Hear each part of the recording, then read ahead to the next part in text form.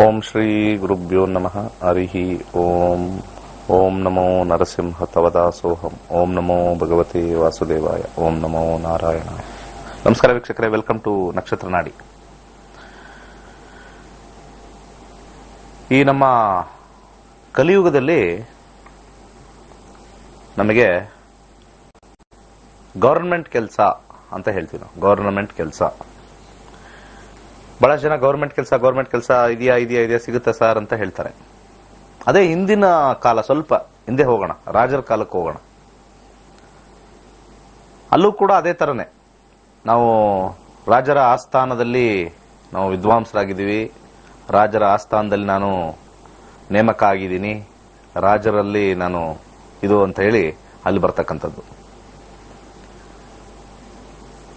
ಈ ಜ್ಯೋತಿಷ್ಯದಲ್ಲಿ ಕೆಲವು ಯೋಗಗಳು ಬಂದಾಗ ಆ ಒಂದು ಕೆಲಸಕ್ಕೆ ಸೂಚನೆ ಮಾಡ್ತಾ ಇದ್ರು. ಕೆಲಸಕ್ಕೆ ರಾಜಯೋಗ ಇದೆಯಪ್ಪ ನಿಂಗೆ ಅಂದ್ರೆ, ರಾಜಯೋಗ ಅಂದ್ರೆ ರಾಜ ಆಗೋದಲ್ಲ, ರಾಜನ ಹತ್ರ ದುಡಿತಕ್ಕಂಥ ಒಂದು ಯೋಗ. ತುಂಬಾ ಜನ ಸರ್ಕಾರಿ ಉದ್ಯೋಗ ಅಂದ್ರೆ ಬಹಳ ಇಷ್ಟ, ತುಂಬಾ ಜನಕ್ಕಿದೆ ಸರ್ಕಾರಿ ಉದ್ಯೋಗ. ಹಾಳು ಮಾಡ್ಕೊಂಡವರು ಇದ್ದಾರೆ, ಅದನ್ನು ತಲೆ ತೆಚ್ಕೊಂಡದ್ರ ಬಗ್ಗೆ. ಸಿಗೋದಿದ್ರೆ ಸಿಗುತ್ತೆ, ಸ್ವಲ್ಪ ಪೋಷಕರು ಸ್ವಲ್ಪ ಫೋರ್ಸ್ ಮಾಡ್ತಾರೆ. ಪೋಷಕರದ್ದು ಒಂದು ಸ್ವಲ್ಪ ಅವ್ರಿಗೆ ಗೊತ್ತಿಲ್ಲ ಸ್ಟ್ಯಾಟಿಸ್ಟಿಕ್ಸ್, ಕೆಲವೆಲ್ಲ ಹೇಳ್ತೀನಿ ಇವತ್ತು. ಯೋಗ ಇದ್ರೆ ಸಿಗುತ್ತೆ, ಬಟ್ ಎಷ್ಟು ಪರ್ಸೆಂಟೇಜ್ ಸ್ವಲ್ಪ ಜೀವನನ ಹಾಳು ಮಾಡ್ಕೊಳ್ತಾ ಇದ್ರೆ ಅಂತಲೂ ಹೇಳ್ತೀನಿ. ಅದಕ್ಕೆ ದುಡ್ಡು ಹಾಳು ಮಾಡ್ಕೊಂಡ್ರು ಒಬ್ಬರಲ್ಲ ಇಬ್ಬರಲ್ಲ. ಹೈಯೆಸ್ಟ್ ಸೆಕ್ಟರ್ ಹಣವನ್ನು ಹಾಳು ಮಾಡ್ಕೊಂಡಿರ್ತಕ್ಕಂಥದ್ದು ಗೊತ್ತಿಲ್ಲದೆ, ಒಂದು ಕೇಸ್ ಹಾಕದಲೆ ನೋಡಿ, ನ್ಯಾಯ ಅಂತ ಹೋಗ್ತಾರೆ, ಎಲ್ಲೆಲ್ಲೋ ಏನೇನೋ ಕೇಸ್ ಹಾಕ್ತಾರೆ, ಏನೇನೋ ಮಾತಾಡ್ತಾರೆ, ಹಂಗ್ ಮಾಡಿದ್ರು ಹಿಂಗ್ ಮಾಡಿದ್ರು ಅಂತ. ಕಣ್ಣಿಗೆ ಕಾಣದೇ ಇರೋರು ಎಲ್ಲ ಫೇಸ್ಬುಕ್ ಅಲ್ಲಿ, ಆ ಒಂದು ಸೋಷಿಯಲ್ ಮೀಡಿಯಾದಲ್ಲಿ ಯಾವನೋ ಏನೋ ಮಾಡಿದ್ರೆ ಟ್ರೋಲ್ ಮಾಡ್ತಾರೆ, ಅವನಂಗಂದ ಇವನಂಗಂದ ಅಂತ. ಗೊತ್ತಿಲ್ದಂಗೆ ಎಷ್ಟು ಜನ ಲಕ್ಷ ಗಟ್ಲೆ ಮೋಸ ಮಾಡ್ತಾ ಇರ್ತಾರೆ. ಅವ್ರು ಹೈಲೈಟು ಆಗಲ್ಲ, ಅವ್ರು ಟ್ರೋಲು ಆಗಲ್ಲ, ಅವ್ರಿಗೆ ಯಾರು ಊಗಿಸ್ಕೊಳ್ಳೋದಿಲ್ಲ, ಆರಾಮಾಗಿರ್ತಾರೆ ಆ ರೀತಿ. ಸೊ ಬಹಳ ಹಿಂದಿನ ಕಾಲದಲ್ಲಿ ಈ ರಾಜರ ಹತ್ರ ಕೆಲಸ ಮಾಡಿದ್ರೆ ಅವನಿಗೆ ಹೆಚ್ಚು ಬಕ್ಷೀಸು, ರಾಜರ ಒಂದು ಹೆಚ್ಚು ಒಂದು ಮಾನ ಮತ್ತೆ ಸನ್ಮಾನ. ಹಾಗೆ ಅವ್ರು ರಾಜರ ಹತ್ರ ಕೆಲಸ ಮಾಡ್ತಾ ಇದ್ದಾರೆ ಅಂದ್ರೆ ಅವ್ರಿಗೊಂಥರ ಪ್ರೊಟೆಕ್ಷನ್. ನಾವು ರಾಜರ ಆಸ್ಥಾನದಲ್ಲಿ ನಾವು ಆ ಥರ ಕೆಲಸ ಈ ಥರ ಕೆಲಸ ಅಂದ್ರೆ ಆ ಊರಲ್ಲಿ ಒಂದು ರೀತಿ ಒಂದು ಗತ್ತು. ಈ ಆಧಾರದ ಮೇಲೆನೆ ಪಂಚಾಂಗ ಸ್ಟಾರ್ಟ್ ಆಗಿದ್ದು. ಅರ್ಥ ಮಾಡ್ಕೊಳ್ಳಿ, ಪಂಚಾಂಗ ಸ್ಟಾರ್ಟ್ ಆಗಿದ್ದು ನಮ್ಗಲ್ಲ. ಪಂಚಾಂಗ ಫಸ್ಟ್ ಸ್ಟಾರ್ಟ್ ಆಗಿದ್ದು ರಾಜನಿಗೆ. ಪಂಚಾಂಗ ಅಂತ ಜ್ಯೋತಿಷ್ಯದಲ್ಲಿ ಮುಂಚೆ ಇರಲಿಲ್ಲ. ಪರಾಶರ ಯಾವಾಗ ಜ್ಯೋತಿಷ್ಯ ಬರೆದ್ನೋ, ಅವನು ಮಾನವನ ಮೇಲೆ ಯಾವ್ಯಾವ ರೀತಿ ಪರಿಣಾಮ ಬೀಳುತ್ತೆ, ಯಾವ ಗ್ರಹ ಅಂತ ಒಂದು ದೊಡ್ಡ ಥೀಸಿಸ್ ಬರೆದ. ಇದೆಲ್ಲರೂ ದಯವಿಟ್ಟು ಕೇಳಿಸ್ಕೊಳ್ಳಿ ಕ್ಲೀನಾಗಿ. ಯಾಕಿದು ಹೇಳ್ತಾ ಇದ್ದೀನಿ ಅಂದ್ರೆ, ಈ ಥೀಸಿಸ್ ಅಂತ ಏನ್ ಹೇಳ್ತೀವಿ, ಗ್ರಂಥಗಳು ಅಂದ್ರೆ ಅದು ಎಷ್ಟೊಂದಿರುತ್ತದು. ಈಗ ಒಂಥರ ಮೆಡಿಕಲ್ ಓದಿದ್ರೆ ನಾವು ಎಷ್ಟು ಬೇಕಾದ್ರೂ ಬುಕ್ಸ್ ಇರುತ್ತೆ ನೋಡಿ, ಎಷ್ಟು ಓದ್ತಾನೆ ಇರ್ಬೇಕು. ಆ ರೀತಿ ಇರ್ತಕ್ಕಂಥದ್ದನ್ನು ಬರೆದ. ಅದನ್ನ ಒಳ್ಳೆ ಪಂಡಿತ ಆರಿಸ್ಕೊಂಡು ಯಾವ ಕಾಯಿಲೆ ಬಂದಿದೆ, ಯಾವ್ದಕ್ಕೆ ತೋರಿಸ್ಬೇಕು ಅಂತಕ್ಕಂಥದ್ದು ಒಬ್ಬ ಪಂಡಿತ ಮಾತ್ರ ಕರೆಕ್ಟಾಗಿ ಸೂಚನೆ ಮಾಡ್ತಾನೆ. ಅದಕ್ಕೆ ಅವನಿಗೆ ಡಿಗ್ರಿಯ ಒಂದು ಆಲೋಚನೆ ಇರಬೇಕು, ಹಾಗೆ ಒಂದು ಗ್ರಹಗಳ ವಿಚಾರಗಳು ಗೊತ್ತಿರಬೇಕು, ಎಲ್ಲಿ ಯಾವ ರೀತಿ ಫಾರ್ಮ್ ಆಗಿದೆ, ರಾಶಿಗಳಂದ್ರೆ ಏನು ಕರೆಕ್ಟಾಗಿ ಗೊತ್ತಿರಬೇಕು. ರಾಶಿ ಅಂದ್ರೆ ಸುಮ್ಮನೆ ಮೇಷ ಅಂದ್ರೆ ಅದು ಬೆಂಕಿ ರಾಶಿ, ಕೋಪ ಜಾಸ್ತಿ, ಅದೆಲ್ಲ ಅಲ್ಲ. ಇನ್ನೂ ಸ್ವಲ್ಪ ಅದರೊಳಗಡೆ ಎಷ್ಟೊಂದಿದೆ. ಪ್ರೀಷ್ಟೋದಯ ರಾಶಿ, ಶ್ರೀಷ್ಟೋದಯ ರಾಶಿ ಅಂತ ಬರ್ತಕ್ಕಂಥದ್ದು, ಮತ್ತೆ ಮೇಲು, ಆಡ್, ಓಜ, ಉಗ್ಮ ರಾಶಿಗಳು ಅಂತ ಬರುತ್ತೆ. ಇನ್ನು ಡೆಪ್ತ್ ಅಲ್ಲಿ ಹೋಗ್ತಾ ಇತ್ತು ಅಂದ್ರೆ ಅದ್ರಲ್ಲಿ ಪಾಸಿಟಿವ್ ನೆಗೆಟಿವ್ ಸಿಗ್ತಾ ಇರುತ್ತೆ. ಅದ್ರೊಳಗಡೆ ಅದರಲ್ಲಿ ಪಾಸ್ಟ್ ಲೈಫ್ ತೋರಿಸುತ್ತೆ ಮೇಷದಲ್ಲಿ, ವೃಷಭದಲ್ಲಿ ಪ್ರೆಸೆಂಟ್ ಲೈಫ್, ಮಿಥುನದಲ್ಲಿ ಫ್ಯೂಚರ್ ಲೈಫ್. ಇದನ್ನೆಲ್ಲ ನಾವು ಡೀಪಲ್ಲಿ ಹೋದಾಗ ಗೊತ್ತಾಗತ್ತೆ.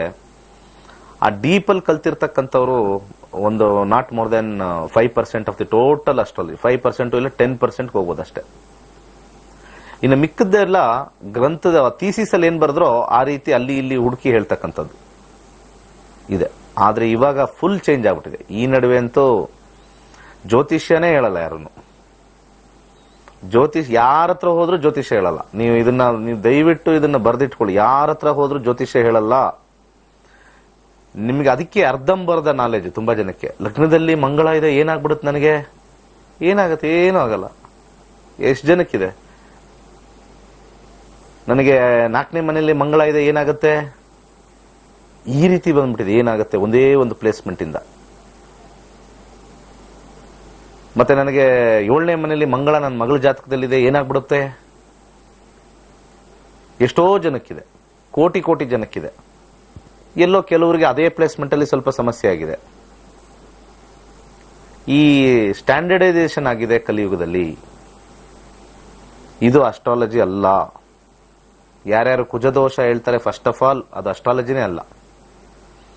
ಅವರು ಸಾಕಷ್ಟು ಗ್ರಂಥಗಳು ಓದಿಲ್ದೇ ಇರೋರು. ಕುಜದೋಷ ಅನ್ನೋದು ಫಸ್ಟ್ ಆಫ್ ಆಲ್ ಪರಾಶರ ಸ್ಟಾರ್ಟೇ ಕೊಟ್ಟೇ ಇಲ್ಲ. ಹಾಗೆ ಪಂಚಾಂಗನೂ ಕೊಟ್ಟಿರಲಿಲ್ಲ. ಪಂಚಾಂಗ ಬಂದಿದ್ದು ಆಮೇಲೆ ಪಂಡಿತರು ಈ ಒಂದು ಕೊಟ್ಟಿರ್ತಕ್ಕಂಥ ಪರಾಶರ ಕೊಟ್ಟಿರ್ತಕ್ಕಂಥ ಕೆಲವು ವಿಚಾರಗಳು, ಹೇಗೆ ನಮ್ಮ ಹಿಂದಿನ ಜ್ಯೋತಿಷಿರಿ ಅಥವಾ ಅಸ್ಟ್ರಾನಮರ್ಸ್ ಅಂತ ಏನು ಕರಿತೀವಿ, ಅವ್ರ ಕೆಲವು ವಿಚಾರಗಳು, ಋತು, ಹಾಗೆ ಕೆಲವು ಮಾಸ ಅವೆಲ್ಲ ಕೊಟ್ಟಾಗ ಪಂಚಾಂಗ ಸ್ಟಾರ್ಟ್ ಆದಾಗ ಇದನ್ನ ರಾಜರಿಗೆ ಯೂಸ್ ಮಾಡಿದ್ರು. ಫಸ್ಟ್ ಪಂಚಾಂಗ. ಯಾವಾಗ ಕುದುರೆ ಖರೀದಿ ಮಾಡಬೇಕು, ಯಾವಾಗ ಆನೆಗಳು ಖರೀದಿ ಮಾಡಬೇಕು, ಯಾವಾಗ ಪ್ರಾಣಿಗಳಿಗೆ ತರಬೇತಿಯನ್ನು ನೀಡಬೇಕು, ಯಾವ ನಕ್ಷತ್ರದಲ್ಲಿ ನೀಡಿದ್ರೆ ಅದು ಸ್ವಲ್ಪ ಚೆನ್ನಾಗಿ ನಮಗೆ ವಿನ್ ಆಗುತ್ತೆ. ಆಗಿನ ಕಾಲದಲ್ಲಿ ಒಬ್ಬ ರಾಜ ಇನ್ನೊಬ್ಬ ರಾಜನ ಮೇಲೆ ದಾಳಿ ಮಾಡ್ತಕ್ಕಂಥದ್ದು ಹೆಚ್ಚಾಗಿದ್ದಾಗ ಯಾವ ಸಮಯದಲ್ಲಿ ನಾವು ಯುದ್ಧವನ್ನು ಮಾಡಬೇಕು, ಇದು ಲಾರ್ಜರ್ ಸ್ಕೇಲ್ ಇತ್ತಿದು. ಪಂಚಾಂಗ ಅನ್ನೋದೇ ಲಾರ್ಜರ್ ಸ್ಕೇಲ್. ಅದರಲ್ಲಿ ವಿಷಪ್ರಾಶನ ಯಾವ ಸಮಯದಲ್ಲಿ ಮಾಡಬೇಕು ಅನ್ನೋದು ಇತ್ತು. ಶತ್ರುಗೆ ವಿಷಪ್ರಾಶನ ಮಾಡ್ತಕ್ಕಂಥ ಸಮಯ, ಮಾಟ ಮಂತ್ರ ಇವೆಲ್ಲನೂ ಮಾಡ್ತಕ್ಕಂಥದ್ದು. ಅದು ಪಬ್ಲಿಕ್ ಆಗಿ ಹೇಳ್ತಾ ಇದ್ರು ಅದೆಲ್ಲ. ಯಾಕಂದ್ರೆ ದೇಶ ಸುಭಿಕ್ಷವಾಗಿರಬೇಕು ಅಂತ ಹೇಳಿ ಮಾಡ್ತಾ ಇರ್ತಕ್ಕಂಥದ್ದು. ಇವಾಗ ಪರ್ಸನಲ್ ಓಟೋ ಇದೆ ಇದು. ನಾನು ಎದುರುಗಡೆ ಮನೆಯವನು, ಎದುರುಗಡೆ ಮನೆ ನನಗೆ ಅವನಿಗೋ ಬೆಳೆದವನಿಗೆ ಇನ್ನೊಬ್ಬನಿಗೆ, ಈ ರೀತಿ ಪರ್ಸನಲ್ ಹೊಟ್ಟೋಗಿದೆ. ರಾಜ್ಯದ ಹೊಟ್ಟೋಯ್ತು ಈಗ.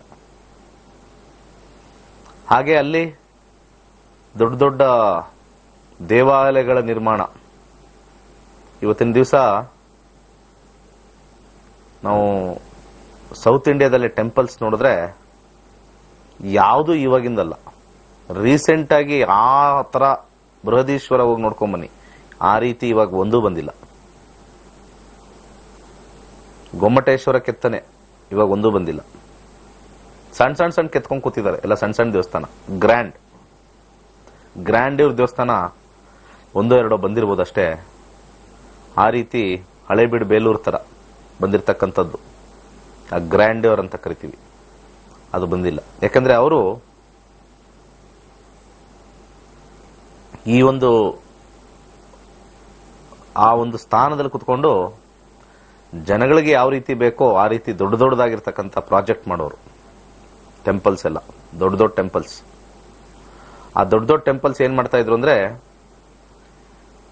ಏನಾರು ಅದು ಯಾವ ರೀತಿ ಕಟ್ತಾ ಇದ್ರು ಅಂದ್ರೆ, ಏನಾರು ಸಮಸ್ಯೆ ಬಂದಾಗ ಅದೊಂಥರ ಅನಾಥಾಶ್ರಮ ತರ. ಹೇಗೆ ನಾವು ಅನಾಥಾಶ್ರಮದಲ್ಲಿ ಬಂದು ಅಲ್ಲಿ ಉಳ್ಕೋಬಹುದು, ಆ ರೀತಿ ದೊಡ್ಡ ದೊಡ್ಡ ಕಾಂಪೌಂಡ್ ಹಾಕೋರು. ಯಾರು ಅನಾಥರು, ಸಾಧು ಸಂತರು, ಊಟ ಇಲ್ಲದೆ ಇರ್ತಕ್ಕಂಥವ್ರು ಅಲ್ಲಿ ಬಂದು ಊಟ ಮಾಡ್ಕೊಂಡು ಹೋಗ್ಬೋದು. ಈಗಲೂ ಕೂಡ ಎಲ್ಲ ದೇವಸ್ಥಾನದಲ್ಲಿ ನೋಡ್ತಿರ್ಲ, ಅದು ಆ ಕಾಲದಲ್ಲಿ ಆ ಟೆಂಪಲ್ ಅಲ್ಲಿ ಆ ರೀತಿ ಆ ಗವರ್ನಮೆಂಟ್ ಸ್ಪಾನ್ಸರ್ಡ್ ಸ್ಕೀಮ್ ಅಂತ ಇತ್ತಲ್ಲ, ಅದು ಟೆಂಪಲ್ ಅಲ್ಲಿ ಡಿಸ್ಟ್ರಿಬ್ಯೂಟ್ ಮಾಡೋರು.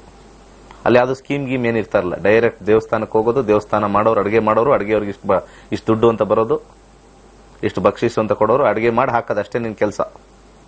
ರಾಜಭಟ್ರು. ಈಗ ಕಲಿಯುಗ ಆಲ್ರೆಡಿ ಎಲ್ಲ ಚೇಂಜ್, ಕಂಪ್ಲೀಟ್ ಚೇಂಜ್. ಅವಾಗ ರಾಜ ಪ್ರಜೆಗಳಿಗೆ ಏನೇನ್ ಮಾಡಬೇಕು ಒನ್ ಮ್ಯಾನ್ ಡಿಸಿಷನ್ ಇತ್ತು. ಈಗ ತುಂಬಾ ರಾಜಗಳು too many cooks spoil the dish ಅಂದಾಗ ಒಂದೊಂದಕ್ಕೆ ಒಬ್ಬೊಬ್ಬ ರಾಜ. ಅವನ್ ಮಾತು ಇವನ್ ಕೇಳಲ್ಲ, ಇವನ್ ಮಾತು ಅವ್ನು ಕೇಳಲ್ಲ. ಒಂದು ಮನೇಲಿ 5 ಜನ ಹೆಡ್ ಇದ್ರೆ ಯಾರ ಮಾತು ಯಾರು ಕೇಳಲ್ಲ. ಒನ್ ಡಿಸಿಷನ್ ಇಲ್ಲ. ಅದು ಡೆಮೋಕ್ರಸಿ ಅಂತ ಕರಿತೀವಿ ನಾವು ಅದಕ್ಕೆ. ಎಷ್ಟೋ ರಾಷ್ಟ್ರಗಳು ಇವತ್ತು ಕೂಡ ಒನ್ ಮ್ಯಾನ್ ನಡೀತಾ ಇರ್ತಕ್ಕಂಥದ್ದು. ಎಷ್ಟೋ ರಾಷ್ಟ್ರಗಳು, ಏನು ಹೆಸರೇನು ಹೇಳೋದು ಬೇಡ, ಒನ್ ಮ್ಯಾನ್ ಶೋ. ಅದರಲ್ಲಿ ಪಾಸಿಟಿವ್ ಇದೆ, ನೆಗೆಟಿವ್ ಇದೆ. ಸ್ವಲ್ಪ ಪಾಸಿಟಿವ್ ಹೆಚ್ಚು ನೋಡಿದ್ದೀನಿ. ಯಾಕೆಂದ್ರೆ one man one decision good heart ಇರೋನು ಒಳ್ಳೊಳ್ಳೆ ಪಾಲಿಸಿ ಮಾಡಿ ಬಿಸಾಕ್ಬಿಡ್ತಾರೆ. ಟೂ ಮೆನಿ ಒಪಿನಿಯನ್ ಏನಾಗ್ಬಿಡುತ್ತೆ, ನಮ್ದೆಲ್ಲ ಮಾತುಗಳೇ ಜಾಸ್ತಿ ಅಲ್ವಾ. ಅವನ ಒಪಿನಿಯನ್ ತಗೋ, ಇವನ್ ಒಪಿನಿಯನ್ ತಗೋ, ಯಾವ ಒಪಿನಿಯನ್ ಆಗಲ್ಲ, ಮುಂದೋಗಲ್ಲ. ಟೂ ಮಚ್ ಆಫ್ ಒಪಿನಿಯನ್ಸ್ ತಗೊಳ್ತೀವಿ ನಾವು. ಅದಕ್ಕೆ ಹಿಂದಿನ ಕಾಲದಲ್ಲಿ ಅದಕ್ಕೆ ರಾಜ ಆ ಸಿಸ್ಟಮ್ ಮಾಡಿದ್ದು. ರಾಜ ಒಬ್ಬ ಇರ್ತಾನೆ ಆ ಸ್ಥಾನದಲ್ಲಿ, ರಾಜ ಅವನ್ ರಾಜನ್, ನಿನ್ನ ಆಜ್ಞೆ ಅಷ್ಟೇ, ಮುಗೀತು, ಎವ್ರಿಥಿಂಗ್ ಇಸ್ ಡನ್. ಅವ್ರಿಗೆ ಸ್ವಲ್ಪ ಹಿತವಚನ ಕೊಡಕ್ಕೆ ಒಂದು 4-5 ಜನ ಇದ್ರಷ್ಟೇ, ಇದು ರೈಟಾ ರಾಂಗ. ಬಟ್ ಆದ್ರೆ the soul discretion was taken by ರಾಜ. ಸೊ ಅಂಥದ್ರಲ್ಲಿ ಜ್ಯೋತಿಷ್ಯನೂ ಅವ್ರು ನಂಬ್ತಾ ಇದ್ರು, ರಾಜ ಆಗಿರ್ತಕ್ಕಂಥವ್ರು. ಈಗ ದೇಶದಲ್ಲಿ ಯಾವಾಗ ಬರಗಾಲ ಬರ್ತಕ್ಕಂಥದ್ದು, ಯಾವ ಸಮಯದಲ್ಲಿ ಮಳೆ ಕಮ್ಮಿ ಆಗತ್ತೆ, ಜಾಸ್ತಿ ಆಗತ್ತೆ, ಯಾವಾಗ ಅಲ್ಲಿ ಸ್ಟಾರ್ಟ್ ಆಯ್ತು. ಯಾವ ಬಿತ್ತನೆ ಮಾಡ್ಬೇಕು, ಇವಾಗ ನಮ್ಮ ರಾಜ್ಯದಲ್ಲಿ ಎಲ್ಲ ಕಷ್ಟಪಡ್ತಾ ಇದ್ರೆ ಏನ್ ಮಾಡ್ಬೇಕು, ಆ ರಾಜ ಪುರೋಹಿತರು, ರಾಜ ಜ್ಯೋತಿಷರು, ರಾಜ ಪಂಡಿತರನ್ನ ಕೇಳ್ತಾ ಇದ್ರು. ಅವರೆಲ್ಲ ವಿದ್ವಾಂಸರಾಗಿ ಅದು ಕರೆಕ್ಟ್ ಆಗಿ ಯಾವ ಸಮಯದಲ್ಲಿ ಮಳೆ ಬೀಳುತ್ತೆ, ಇನ್ನು ಮುಂದಿನ 2 ವರ್ಷ ಮಳೆ ಇಲ್ಲ, ಅದಕ್ಕೆ ಏನೇನ್ ಪ್ಲಾನ್ ಮಾಡ್ಕೋಬೇಕು, ಕ್ಷಾಮ ಬರ್ತಕ್ಕಂಥ ತೋರಿಸ್ತಾ ಇದೆ, ಅದಕ್ಕೆಲ್ಲ ಏನ್ ಮಾಡಬೇಕು. ನಾವು ಬರೀ ಈಗಿನ ಕಾಲದಲ್ಲೆಲ್ಲ ಅಲ್ಲ, ಪ್ರೊಟೆಕ್ಷನ್ ಅದು ಇದು ಅಲ್ಲ, ಆಗಿನ ಕಾಲದಲ್ಲೂ ಇತ್ತು. ಈಗ ಟೈಮ್ಸ್ ಹ್ಯಾವ್ ಚೇಂಜ್ಡ್. ಮಾಧ್ಯಮ ಇದೆ ಹೇಳಕ್ಕೆ, ಇನ್ಫಾರ್ಮೇಶನ್ ಕೊಡ್ತೀವಿ. ಅವಾಗಿನ ಕಾಲದಲ್ಲಿ ಒಂದು ಮಾಧ್ಯಮ ಇತ್ತು, ಇವತ್ತಿನ ಕಾಲದಲ್ಲಿ 108 ಮಾಧ್ಯಮ. ಯಾವ್ದು ನಂಬೋದು, ಯಾವ್ದು ಬಿಡೋದು, 108 ಒಪಿನಿಯನ್ಸ್, ಯಾವ್ದು ಸೆಲೆಕ್ಟ್ ಮಾಡೋದು, ಯಾವ್ದು ಬಿಡೋದು. Too many options and too many opinions ಇದ್ರೆ ಕನ್ಕ್ಲೂಷನ್ ಬರಕ್ ಕಷ್ಟ ಆಗತ್ತೆ ಲೈಫಲ್ಲಿ. ಅವಾಗ ಒಂದು ಶಾಸನ ಹಾಕ್ತಾ ಇದ್ರು, ಒಂದು ಇಂಥದೆಲ್ಲ ಮಾಡಬೇಕು ಅಂತ ಹೇಳಿದ್ದಾರೆ, ಕಟ್ನಿಟ್ಟಾಗಿ ಮಾಡ್ಬೇಕಷ್ಟೇ. ಆ ರೀತಿ ಬಂದಿರತಕ್ಕಂಥದ್ದು ನಾಡ ಹಬ್ಬ, ಜಾತ್ರೆ ಎಲ್ಲ ಒಟ್ಟಾಗಿ ಸೇರ್ತಕ್ಕಂಥದ್ದು. ಆ ನಾಡ ಹಬ್ಬಕ್ಕೆ ರಾಜ ಕೊಡ್ತಾ ಇರ್ತಕ್ಕಂಥ ಒಂದು ಇದು. ಇವಾಗೆಲ್ಲ ದಸರಾ ಎಲ್ಲ ನೋಡ್ತಿರಲ್ಲ, ಎಲ್ಲ ಅಲ್ಲಿಂದ ಆ ಟೈಮಿಂದಾನೇ ಬಂದಿರತಕ್ಕಂಥದ್ದು. ದಸರಾ ಆಗ್ಲಿ, ಒಂದು ಊರು ಜಾತ್ರೆ ಆಗ್ಲಿ, ಅದಕ್ಕೆ ಒಂದು ಸಂತೋಷ, ಎಲ್ಲರೂ ಸೇರಬೇಕು, ಎಂಜಾಯ್ ಮಾಡಬೇಕು, ಆ ಒಂದು ಒಗ್ಗಟ್ಟು ಅಲ್ಲಿ ತೋರಿಸ್ಬೇಕು ಅಂತ ಹೇಳ್ತಕ್ಕಂಥದ್ದು ಅಲ್ಲಿ ಆ ರೀತಿ ಮಾಡ್ಕೊಂಡ್ ಬಂದ್ವಿ. ಈಗ ಅದೇ ತರ ಅದೆಲ್ಲ ಡಿಪ್ಲೀಟ್ ಆಗ್ತಾ ಹೋಗ್ತಾ ಇದೆ. ಸೊ ಇವತ್ತಿನ ನೋಡ್ತಕ್ಕಂಥ ಪಂಚಾಂಗ ಬಹಳ ಪರ್ಸನಲ್ ಆಗ್ಬಿಟ್ಟಿದೆ, ತುಂಬಾ ಟೂ ಪರ್ಸನಲ್ ಆಗ್ಬಿಟ್ಟಿದೆ. ಅಲ್ಲಿ ಗುರು ಬಲ ಇದೆಯಾ ಅಂತ ರಾಜರ ಒಂದು ಆಸ್ಥಾನದಲ್ಲಿ ನೋಡ್ತಾ ಇದ್ರು. ಗುರುಬಲ ಅದು ಪಂಚಾಂಗಕ್ಕೆ ಮಾತ್ರ ಬಂದಿರತಕ್ಕಂಥದ್ದು.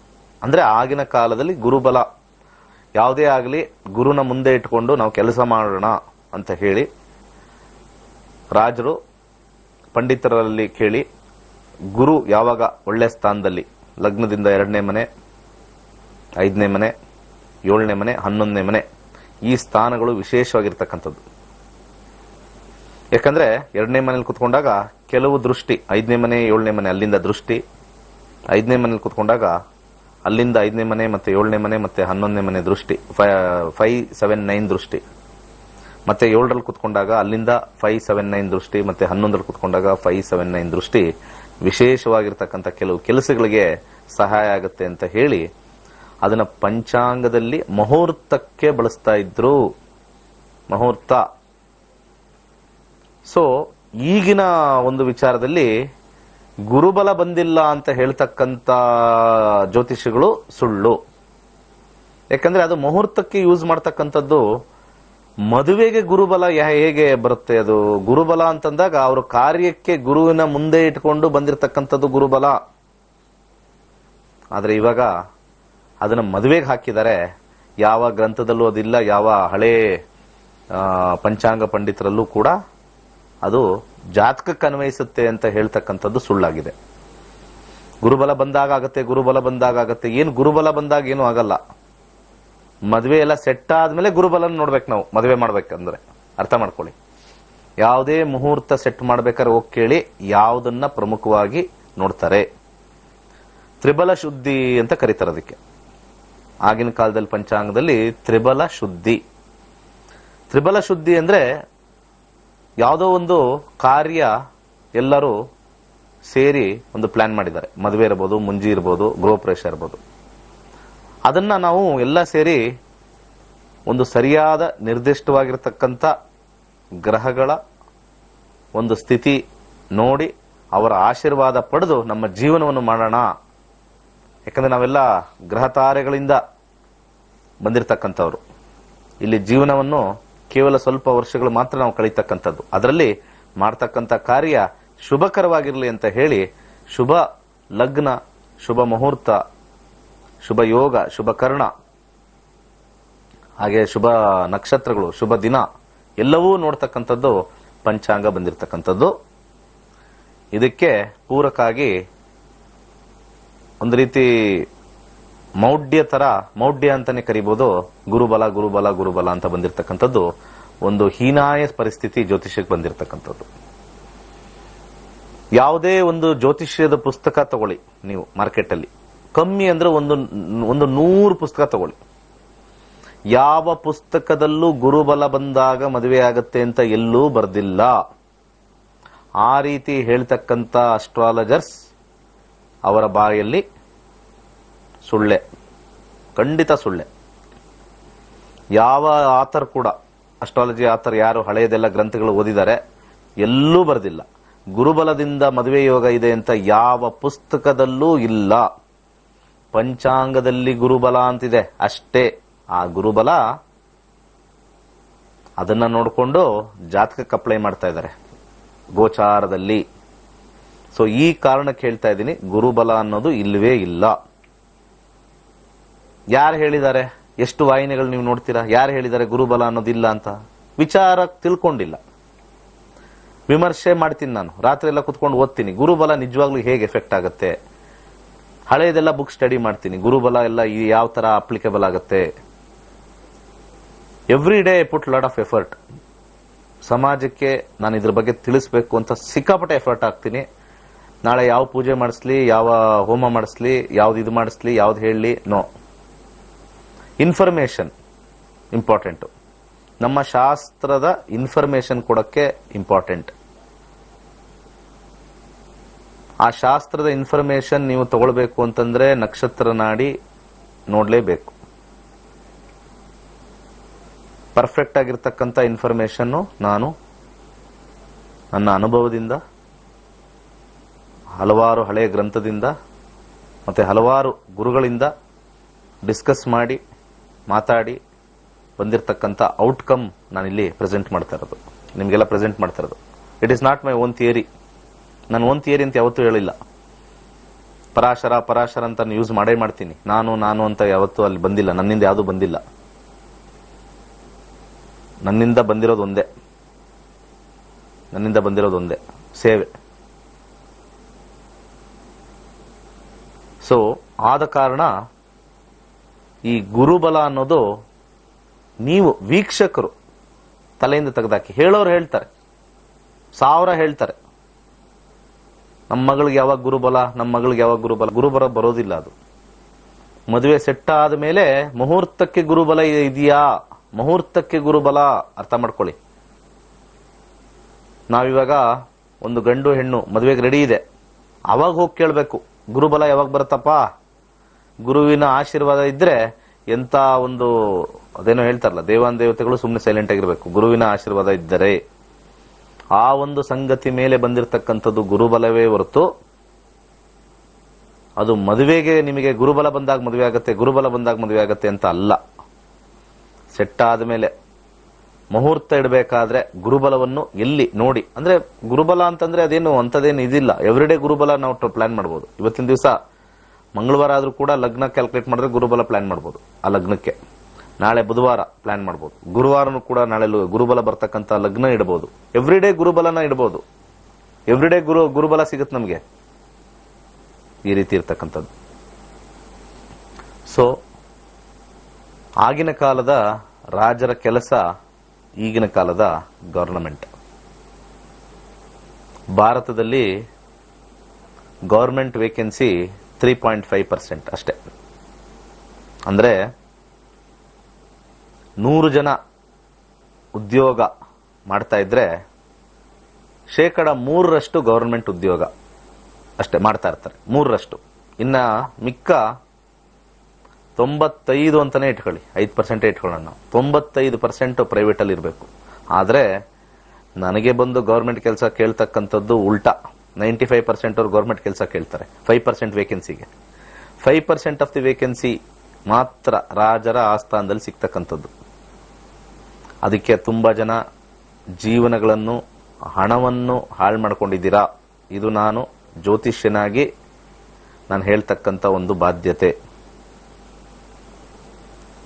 ಯಾರು ಹೇಳಲ್ಲ ನಿಮಗೆ ಗೌರ್ಮೆಂಟ್ ಉದ್ಯೋಗ ಇದೆಯಾ, ಹೇಳಲ್ಲ. ಅದ್ರದ್ದು ಆದ್ಮೇಲೆ ಹೇಳ್ಬೇಕು ಮುಂದೆ, ಹುಷಾರಾಗಿರಿ, ಕಳ್ಳರಿದ್ದಾರೆ, ಬೇಕಾದಷ್ಟು ಜನ ಕಳ್ಳರಿದ್ದಾರೆ. ಒಬ್ರು ಚೆಕ್ಕಲ್ಲಿ ತಗೊಳಲ್ಲ, ಡಿಡಿಲ್ ತಗೊಳಲ್ಲ. RTGS ಮಾಡ್ತೀನಿ, NEFT ಮಾಡ್ತೀನಿ ಅನ್ನಿ, ಗೌರ್ಮೆಂಟ್ ಕೆಲಸ ಕೊಡಿಸ್ತೀಯಾ, RTGS ಮಾಡ್ತೀನಿ ನಿನಗೆ, ಗೊತ್ತು ಅವ್ರಿಗೆ ಎಲ್ಲ. ಗ್ಯಾರಂಟಿ ಕೊಡಿಸೋನು NEFT ಮಾಡಿಸ್ಲಿ, ಕೊಡೋರು ರೆಡಿ ಇದಾರಲ್ಲ, ತಗೊಳ್ಳೋರು ರೆಡಿ ಇದಾರಲ್ಲ, ಅವ್ರಿಗೊಂದು ಗ್ಯಾರಂಟಿ ಕೊಡು. ನೀನ್ ಗ್ಯಾರಂಟಿ ಕೊಡಿಸ್ತಿ ತಾನೆ ಗೌರ್ಮೆಂಟ್ ಕೆಲಸ ಅಂತ, ಅವ್ರಿಗೂ ಅವ್ರ ದುಡ್ಡು ಗ್ಯಾರಂಟಿ ಕೊಡು, ಚೆಕ್ಕಲ್ಲಿ ತಗೋ, ನೋಡೋಣ ಆಮೇಲೆ. ಕೋರ್ಟು ಇವತ್ತಾಗುತ್ತೋ, ನಾಳೆ ಆಗುತ್ತೋ, 1 ವರ್ಷ ಆಗುತ್ತೋ, 10 ವರ್ಷ ಆಗುತ್ತೋ, ಒಟ್ಟಿನಲ್ಲಿ ಗೌರ್ಮೆಂಟ್ ಚೆಕ್ ತಗೊಳಕ್ ಹೇಳಿ. ನಾನು ಯಾರ್ಯಾರು ವಾಹಿನಿ ಕೇಳ್ತಾ ಇದ್ದೀರಾ ಗೌರ್ಮೆಂಟ್ ಕೆಲಸ ಅಂತ ಸಾಯ್ತಾ ಇದ್ದೀರಾ, ದುಡ್ಡು ಕೊಡೋಕ್ ಮುಂದೆ ಹೋಗ್ತೀರಾ. ನೀನು ಕೊಡ್ತಾ ಇರ್ತಕ್ಕಂಥದ್ದು ಏನು ಗ್ಯಾರಂಟಿ? ನನಗೇನಾದ್ರು ಸಮಸ್ಯೆ ಬಂದ್ರೆ ಅವಾಗ ಏನು ಮಾಡ್ಲಿ? ಅವಾಗ ಅವರೆಲ್ಲ ಕಪಟ ನಾಟಕದಿರು. ನಿಮ್ಮ ಮನಸ್ಸನ್ನು ಬಹಳ ಚೆನ್ನಾಗಿ ಅರ್ಥ ಮಾಡ್ಕೊಂಡಿರ್ತಾರೆ ಅವರು. ನಂಬಿಕೆ ಇದ್ರೆ ಮಾಡ್ರಿ, ಬೇಕಾದಷ್ಟು ಜನಕ್ಕೆ ಕೊಡ್ಸಿದ್ವಿ ನಾವು. ಅವೆಲ್ಲ ನಮ್ಮ ಹತ್ರ ಅಲ್ಲ. ಕೈ ಇಟ್ರನ ಕೆಲಸ ಪಕ್ಕ. ನಮ್ದೆಲ್ಲ ಹೆಂಗೆ ಗೊತ್ತಾ, ಡೀಲ್ ಡೈರೆಕ್ಟ್ ಡೀಲ್ ನಮ್ದು. ಯಾರು ಮಧ್ಯವರ್ಗ ಯಾರು ಇಲ್ಲ, ಡೈರೆಕ್ಟ್ ಮೇನ್ ಯಾರು ಇದು ಕಳಿಸ್ತಾರಲ್ಲ ಅಪಾಯಿಂಟ್ಮೆಂಟ್ ಲೆಟರ್, ಅವ್ರ ಹತ್ರ ಕಾಂಟ್ಯಾಕ್ಟ್ ಇರೋದು ನಮ್ದು. ಓಹೋ, ಅವ್ರಿಗೆಲ್ಲ ನಾವು ಬಹಳ ನೋಡ್ಕೋಬೇಕಾಗತ್ತೆ. ಈ ರೀತಿ ನಡೀತಾ ಇದೆ. ಇದಕ್ಕೆ ಯಾವುದು ಲಾ ಇಲ್ಲ. ಯಾಕಂದ್ರೆ ಪ್ರೂಫ್ ಕೇಳುತ್ತೆ ಲಾ, ಅವ್ರಿಗೆಲ್ಲ ಗೊತ್ತು. ಪ್ರೂಫ್ ಇಲ್ಲದೆ ಇರಲ್ಲ, ಏನ್ ಮಾಡ್ತೀರಾ? ಕೊಟ್ಟಿರೋದಂತೂ ಸತ್ಯ, ಕಳ್ಕೊಂಡಿರೋದು ಸತ್ಯ. ಲಾ ಏನ್ ಕೇಳುತ್ತೆ? ಪ್ರೂಫ್ ಕೊಡು. Very very difficult. ಸೊ ಇದರಿಂದ ಎಷ್ಟೋ ಜನ ನನ್ನ ಕನ್ಸಲ್ಟೇಷನ್ ಬರೋರು, ಇದೆಲ್ಲ ತುಂಬಾ ಜನ ಕೆಲವ್ರಿಗೆ ಹೊಸದಾಗಿರ್ಬೋದು ಅನ್ಸುತ್ತೆ. ಒಂದು ಮಾತು ಹೇಳಕ್ ಇಷ್ಟಪಡ್ತೀನಿ, ಎಷ್ಟೋ ಜನ ಅವರ ಜಮೀನ್ ಮಾರಿ ದುಡ್ಡು ಕೊಟ್ಟು ಗೌರ್ಮೆಂಟ್ ಕೆಲಸಕ್ಕೋಸ್ಕರ ಹಾಳು ಮಾಡ್ಕೊಂಡಿದ್ದಾರೆ ಜೀವನನ. ಜಮೀನುಗಳು ಮಾರಿ, ಸಾಲಗಳು ಮಾರಿ, ಒಡವೆಗಳನ್ನ ಮಾರಿ. ಅವನಿಗೇನು ವಿಕೃತ ಅವನು. ಅಂಥವ್ರಿಗೆ ಯಾರು ಟ್ರೋಲ್ ಮಾಡಲ್ಲ, ಅಂಥವ್ರು ಯಾರು ಮಾತಾಡಲ್ಲ. ನೋಡ್ತಾ ಇರ್ತೀನಿ, ಯಾವನೋ ಒಂದು 4 ಜನ ಅಲ್ಲಿ ಫೇಸ್ಬುಕ್ ಅಲ್ಲಿ ಸಿಕ್ಕದ ಅಂದ್ರೆ ಹಾಕೊಂಡು ಮೆಸೇಜ್ ಹಾಕಿದ್ದು. ಸುಮ್ಮನೆ ಅವ್ರಿಗೂ ಟೈಮ್ ಪಾಸ್. ಕುರಿ ಬಿತ್ತು ಅಂದ್ರೆ ಆಳ್ಗೊಬ್ಬ ಕಳ್ಳು ಅಂತಾರಲ್ಲ, ಅದೇ ಫೇಸ್ಬುಕ್ ಅಲ್ಲಿ ಇರೋದು. ಎಲ್ಲ ಇರೋದು ಸೋಷಿಯಲ್ ಮೀಡಿಯಾದಲ್ಲಿ, ಅದೇ ಅದು ಇರೋದು. ಯಾರಿಗೆ ಏನು ಹೇಳಕ್ಕಾಗಲ್ಲ. ಸೊ ಅದೇ ಸಮಾಜದಲ್ಲಿ ಈ ತರ ತಿರ್ತಕ್ಕಂಥದ್ದನ್ನ ಎತ್ತಿ ತೋರಿಸ್ತಕ್ಕಂಥದ್ದು ಎಲ್ಲೂ ಇಲ್ಲ. ಎಷ್ಟು ಜನ ಮೋಸ ಮಾಡಿದ್ದಾರೆ ಅಂತ ತುಂಬಾ ಜನಕ್ಕೆ ಲೆಕ್ಕ ಮಾಡಿದ್ರೆ ಲೆಕ್ಕ ಇಲ್ಲದೆ ಹೊಟ್ಟೋಗುತ್ತೆ. ಯಾರಿಗಾರು ಹೇಳ್ಕೊಂಡ್ರೆ ನಾಚಿಕೆಗೇಡು. ನಮ್ಮ ಮಗನಿಗೆ ಗೌರ್ಮೆಂಟ್ ಉದ್ಯೋಗಕ್ಕೆ ಒಂದು 5 ಲಕ್ಷ ಕೊಟ್ಟಿದ್ವಿ, ಕಳ್ಕೊಂಡ್ವಿ ಅಂತ ಹೇಳಿ ನಾಚಿಕೆಗೇಡಾಗುತ್ತೆ ಯಾರಿಗಾರು ಹೇಳ್ಕೊಳಕ್ಕೆ. ಸುಮ್ಮನಾಗ್ಬಿಡ್ತಾರೆ. ಯಾರು ಅಕ್ಕಪಕ್ಕದವ್ರಿಗೆ ಹೇಳಿದ್ರೆ ಅವ್ರಿಗೂ ಹೋಗಿತಾರೆ, ನಿಮ್ ಬುದ್ಧಿ ಇರ್ಲಿಲ್ವೇನ್ರಿ ಅಂತ ಕೊಡ್ತಾರೆ. ಆಸೆ. ನಿಮ್ಮ ಆಸೆಗೆ ಕರೆಕ್ಟಾಗಿ ಒಬ್ಬ ಬರ್ತಾನೆ, ರಾಕ್ಷಸ. ಅದನ್ನೇ ಹೇಳಿದ್ದು, ದೇವಾನ್ ದೇವತೆಗಳು ರಾಕ್ಷಸರು. ಆಮೇಲೆ ನಾವು ಬೇಡ್ತೀವಿ ಹೋಗಿ ದೇವ್ರ ಹತ್ರ, ಯಾವ್ದೋ ರಾಕ್ಷಸ ಬಂದ, ದುಡ್ಡು ತಗೊಂಡ, ಹೊಡೆದ, ಹೋದ. ನಮಗೆ ಯೋಗ ಫಸ್ಟ್ ಇದೆಯಾ ನೋಡ್ಬೇಕು. ಯೋಗ ಇದ್ದಾಗ ಟ್ರೈ ಮಾಡಬೇಕು. ಆ ಟ್ರೈ ಮಾಡಾದ್ಮೇಲೆ ಸಮಯ ನೋಡಿ ಮಾಡಬೇಕು. ನೀವು ಯಾವ್ದಾದ್ರು, ನಾನು ಇಲ್ಲಿ ಜ್ಯೋತಿಷದಲ್ಲಿ ಹೇಳಿದ್ನ, ನಿಮ್ಗೆ ಯೋಗ ಇದೆ, ಸ್ವಲ್ಪ ದುಡ್ಡು ಕೊಟ್ಟು ಟ್ರೈ ಮಾಡಿ ಅಂತ. ನೋಡ್ಕೊಂಡು ಮಾಡಿ. Very dangerous situation. ಯಾಕಂದ್ರೆ ಇಲ್ಲಿ ಬರ್ತಕ್ಕಂಥ ಕಾಲ್ಸ್ ನಾನು ಯಾವಾಗ್ಲೂ ನೋಡ್ತಾ ಇರ್ತೀನಿ. ಹೈಯೆಸ್ಟ್ ಗೌರ್ಮೆಂಟ್ ಕೆಲಸ ಇದೆಯಾ, ಗೌರ್ಮೆಂಟ್ ಕೆಲಸ ಇದೆ. ನನಗೆ ಕನ್ಸಲ್ಟೇಷನ್ ಬರ್ತವೆ, ಗೌರ್ಮೆಂಟ್ ಕೆಲಸದಲ್ಲಿ ದುಡ್ಡು ಕೊಟ್ಟು ಹಾಳು ಮಾಡ್ಕೊಂಡಿದೀವಿ. ಆಮೇಲೆ ನಿಮ್ಮ ಪ್ರೆಷಿಯಸ್ ಟೈಮ್ನ ವೇಸ್ಟ್ ಮಾಡ್ಕೋಬೇಡಿ. ಗೌರ್ಮೆಂಟ್ ಕೆಲಸ ಸಿಗಲಿ ಅಂತ ನಾನು ಹಾರೈಸ್ತೀನಿ. ಯಾರು ಆ 3.5% ಅಲ್ಲೇ ನಿಮ್ಗೆ ಸಿಗಲಿ ಅಂತ ಹಾರೈಸ್ತೀನಿ. 100ರಲ್ಲಿ 3.5%. 100 ಜನ ಕೆಲಸದಲ್ಲಿ ಆಚೆ ಬಂದ್ರೆ ಸೊಸೈಟಿಗೆ 3 ಜನ ಮಾತ್ರ ಗೌರ್ಮೆಂಟ್ ಉದ್ಯೋಗ ಆರಿಸ್ಕೊಳ್ತಾರೆ. ಇನ್ನು ಮಿಕ್ಕಿದವ್ರಿಗೆ ಸಿಗಲ್ಲ. ಸೊ ದಯಮಾಡಿ ಹೇಳ್ತಾ ಇದ್ದೀನಿ, ಈ ಗುರುಬಲ ಬಗ್ಗೆ ಮಾತಾಡಿದ್ದೀನಿ, ಹಾಗೆ ಪಂಚಾಂಗದ ಬಗ್ಗೆ ಹೇಳಿದೆ, ಹಾಗೆ ಅದೇ ರಾಜರ ಒಂದು ಕೆಲಸ ಗೌರ್ಮೆಂಟ್ ಅಲ್ಲಿ ಕಮ್ಮಿ ಇರ್ತಕ್ಕಂಥದ್ದು. ಪೆನ್ಷನ್ಗಳು ಕೊಡ್ತಾ ಇಲ್ಲ ಇವಾಗ. ಪೆನ್ಷನ್ಗಳು ಕೊಡ್ತಾ ಇಲ್ಲ. ಯಾವುದೋ ಲೇಬರ್ ಓರಿಯೆಂಟೆಡ್ ಗೌರ್ಮೆಂಟ್ ಜಾಬ್ ಮಾತ್ರ pension, where labour is important, their life is at risk ಅಂತದಕ್ಕೆ ಮಾತ್ರ ಪೆನ್ಷನ್. ಈಗ ಪೆನ್ಷನ್ಗಳಿಲ್ಲ ಎಷ್ಟೋ ಡಿಪಾರ್ಟ್ಮೆಂಟ್ ಅಲ್ಲಿ. ಅದಿನ್ನೂ ಎಷ್ಟೋ ಪೋಷಕರಿಗೆ ಗೊತ್ತಿಲ್ಲ. ಗೌರ್ಮೆಂಟ್ ಜಾಬ್, ಹೊಸ ಗೌರ್ಮೆಂಟ್ ಜಾಬ್ ಅಲ್ಲಿ ಪೆನ್ಷನ್ಗಳು ಇವಾಗ ಕೊಡೋದು ಎಷ್ಟೋ ಡಿಪಾರ್ಟ್ಮೆಂಟ್ ನಿಲ್ಸಿದ್ದಾರೆ ಅಂತ ಎಷ್ಟೋ ಪೋಷಕರಿಗೆ ಗೊತ್ತಿಲ್ಲ. ಒಂದೇ ಒಂದು ವಿಚಾರ, ಗೌರ್ಮೆಂಟ್ ಕೆಲಸ ಇದ್ರೆ ಒಳ್ಳೆ ಹುಡುಗಿ ಕೊಡ್ತಾರೆ ಅಂತ. ಇಲ್ಲ, ಗೌರ್ಮೆಂಟ್ ಕೆಲಸದಲ್ಲಿ ಎಣ್ಸಿದ ಕಜ್ಜಾಯ ತರ ಸಂಬಳ ತಗೊಳ್ತೀರಾ. ಸಾಲ ಹೈಯೆಸ್ಟ್ ಇದೆ, ನನಗೆ ಕಮ್ಮಿ ಅಂದ್ರೂ ಎಷ್ಟೋ ಜನ ಫೋನ್ ಮಾಡ್ತಾರೆ, ಗೌರ್ಮೆಂಟ್ ಕೆಲಸದಲ್ಲಿ ಇದೀವಿ, ಸಾಲದಲ್ಲಿದ್ದೀವಿ, ತೀರ್ಸಕ್ಕಾಗ್ತಾ ಇಲ್ಲ, ಮದುವೆ ಮಾಡ್ಕೊ, ಡೌರಿ ಕೊಡು, ಅವಳನ್ನು ಹಿಂಸೆ ಇಡು, ಇವನು ಸಾಲ ಮಾಡ್ಕೊಂಡಿರ್ತಾನೆ, ಅವನ್ ಗೌರ್ಮೆಂಟ್ ಉದ್ಯೋಗ ಅಂತ ಕೊಟ್ಬಿಟ್ಟಿರ್ತೀರ, ಅವ್ನ ಸಾಲ ಗೊತ್ತಿರಲ್ಲ ನಿಮಗೆ, ಕೊಟ್ಬಿಟ್ಟು ಮಾಡ್ಕೊಳ್ಳಿ. Very dangerous situation. ಎಲ್ಲ ಒಂದು ವಿಶಸ್ ಸೈಕಲ್ ನ ಒಂದು ನೆಗೆಟಿವ್ ಲೂಪ್ ಅಲ್ಲಿ ಇದೀವಿ. ಒಂದೊಂದೇ ವಿಚಾರಗಳು ಆಲೋಚನೆ ಮಾಡಿ ಪೋಷಕರು ಅರ್ಜೆಂಟ್ ಬೀಳ್ದೆ ಗೌರ್ಮೆಂಟ್ ಉದ್ಯೋಗ ಅಂತ ಓಡೋಗ್ಬಿಡಿ. ನೀವು ಅಲ್ಲಿ ಏನು ಪೆನ್ಷನ್ ಗಿನ್ಷನ್ ಎಲ್ಲ ಬರ್ತಾ ಇಲ್ಲ ಇವಾಗೆಲ್ಲ. ಅದೆಲ್ಲ ಗೌರ್ಮೆಂಟ್ ಅಲ್ಲಿ ಇದೆಲ್ಲ ಅವ್ರ ದುಡ್ಡು ಕೊಟ್ಟು ಸೇರ್ಕೊಂಡಿರ್ತಾರೆ. ಆ ದುಡ್ಡು ತೀರ್ಸಕ್ಕೆ ನಿಮ್ಮ ಹತ್ರ ತಗೊಳ್ತಾರೆ ಇವಾಗೆಲ್ಲ. ಡೌರಿ ಅಂತ ಇದಾವಲ್ಲ, ಅದೆಲ್ಲ ತಗೊಳ್ಬಾರ್ದು. ಅದನ್ನು ಫೋನ್ ಮಾಡಿ ಹೇಳ್ತಾರೆ, ನಮ್ಗೆ ಇಷ್ಟು ಕೊಟ್ವಿ ಅಷ್ಟು ಕೊಟ್ಟು ಅವ್ನಿಗೆ ಅಷ್ಟು ಸಾಲ ಇದೆ ಗೊತ್ತೇ ಇರಲಿಲ್ಲ ಅಂತ. ಒಂದು ಸಣ್ಣ ವಿರಾಮ ನಂತರ ಮತ್ತೆ ವಾಪಸ್ ಬರೋಣ.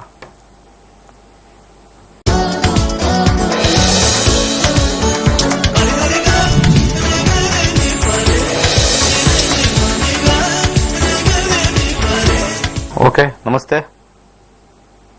ಕರೆಗಳಿದೆ. ನಮಸ್ತೆ, ನಮಸ್ಕಾರ, ಮಾತಾಡಿ. ಹಲೋ, ಹೇಳಿ ಸರ್. ಗುರುಜಿ, ನಾವು ಇಲ್ಲಿ ಬಾಲ್ಕೋಟ್ ಡಿಸ್ಟ್ರಿಕ್ಟ್ ಮಾತಾಡೋದು. ಹೇಳಿ. ನಮ್ ಡೇಟ್ ಆಫ್ ಬರ್ತ್ 14/8/1977. 14/8/1977. ಹಾ ಸರ್. ಸಮಯ ಸಾಯಂಕಾಲ 6 ಗಂಟೆಯಿಂದ 6:30 ಸರ್. ಇಲ್ಲ ಸರ್, ಇದು ಸ್ವಲ್ಪ ಸರಿಯಾಗಿ ಬರೋದಿಲ್ಲ. ಹಿಂಗೆ ಅರ್ಧ ಗಂಟೆ ಇದ್ರೆ ನಮ್ಮ ಪ್ರೋಗ್ರಾಮ್ ಸರಿಯಾಗಿ ನೋಡ್ತಾ ಇಲ್ಲ ಅಂತ ಇಲ್ಲೇ ಗೊತ್ತಾಗುತ್ತೆ ನಮಗೆ. ನಾನು ಯಾವಾಗ್ಲೂ ಹೇಳ್ತಾ ಇರ್ತೀನಿ, ಟೈಮ್ ಸರಿಯಾಗಿಲ್ಲ, ಅರ್ಧ ಗಂಟೆ ವ್ಯತ್ಯಾಸ ಇದ್ರೆ ತಪ್ಪಾಗುತ್ತೆ. 6 ಹಾಕೊಂಡ್ರೆ ಅಲ್ಲಿ ನಮ್ಮ ಸಬ್ಲಾಟ್ ಚೇಂಜ್ ಆಗುತ್ತೆ, 6:15 ಹಾಕೊಂಡ್ರು ಚೇಂಜ್ ಆಗುತ್ತೆ. ಈಗ ಸಮಯ ವಾಪಸ್ ಹೋಗ್ಕೊಂಡು ಆಗಲ್ಲ, ನಿಮ್ಮಿಷ್ಟ. ಹೇಳಿ, ಯಾವ ಊರಲ್ಲಿ ಹುಟ್ಟಿರೋದು? ಬಾಲ್ಕೋಟ್ ಡಿಸ್ಟ್ರಿಕ್ಟ್. ಹೇಳಿದ್ರು ತಲೆಗೆ ಹೋಗಲ್ಲ ನಿಮ್ಗೆ, ಏನ್ ಮಾಡೋದು? 6 ಗಂಟೆ 10 ನಿಮಿಷ ಸರ್. ಓ, ಈಗ ಯಾವಾಗ್ಲಿಂದ ಬಂತು? ಇಲ್ಲೇ ನಮ್ಮ ಮದರ್ ಹೇಳಿದ್ರಿ. ಓಹೋ, ಈಗ ಚೇಂಜ್ ಆಯ್ತು. ಅದು ಮುಂಚೆ ತಿಳ್ಕೊಬೇಕಲ್ವಾ? ಬೆಳಿಗ್ಗೆನಾ? ಏನ್ ಸರ್? ಬೆಳಿಗ್ಗೆನಾ? ಸಾಯಂಕಾಲ ಸರ್. ಸಾಯಂಕಾಲ. ತಿಳ್ಕೊಂಡು ತಾನೇ ಮಾಡ್ಬೇಕು. ಹೇಳಿ, ಏನ್ ಪ್ರಶ್ನೆ? ಸರ್, ನಮ್ಮ ಮನೆಯಲ್ಲಿ ಒಂದ್ ಸ್ವಲ್ಪ ತುಂಬಾ ಪ್ರಾಬ್ಲಮ್ ಇದೆ. ಯಾವತ್ತು ಆರಾಮ್ ತಪ್ತಾ ಇದೆ ನಮ್ಮ ಮಿಸ್ಸಸ್ಗೆ. ಇದು ಯಾರ ಜಾತಕ? ಇದು ನಂದೇ ಸರ್. ನಿಮ್ಮಿಂದ ನಿಮ್ ಹೆಂಡತಿಗೆ ಹೇಳಕ್ಕಾಗತ್ತಾ? ಇಲ್ಲ ಸರ್, ನಾನು ಹೇಳಲ್ಲ. ಅಲ್ಲಿ ಸುಳ್ಳು ಜ್ಯೋತಿಷ್ಯರು ಹೇಳ್ತಾರೆ. ಅಲ್ಲಿ ಕೆಲವರು ಸುಳ್ಳು ಜ್ಯೋತಿಷ್ಯ ಹೇಳ್ಕೊಂಡ್ ಕೂತಿರ್ತಾರೆ. ನಿಮ್ ಜಾತಕದಿಂದ ಇಲ್ಲಿ ನೋಡ್ಕೊಂಡು 7ನೇ ಮನೆ ನೋಡ್ಕೊಂಡು ಸುಳ್ಳು ಹೇಳೋದು.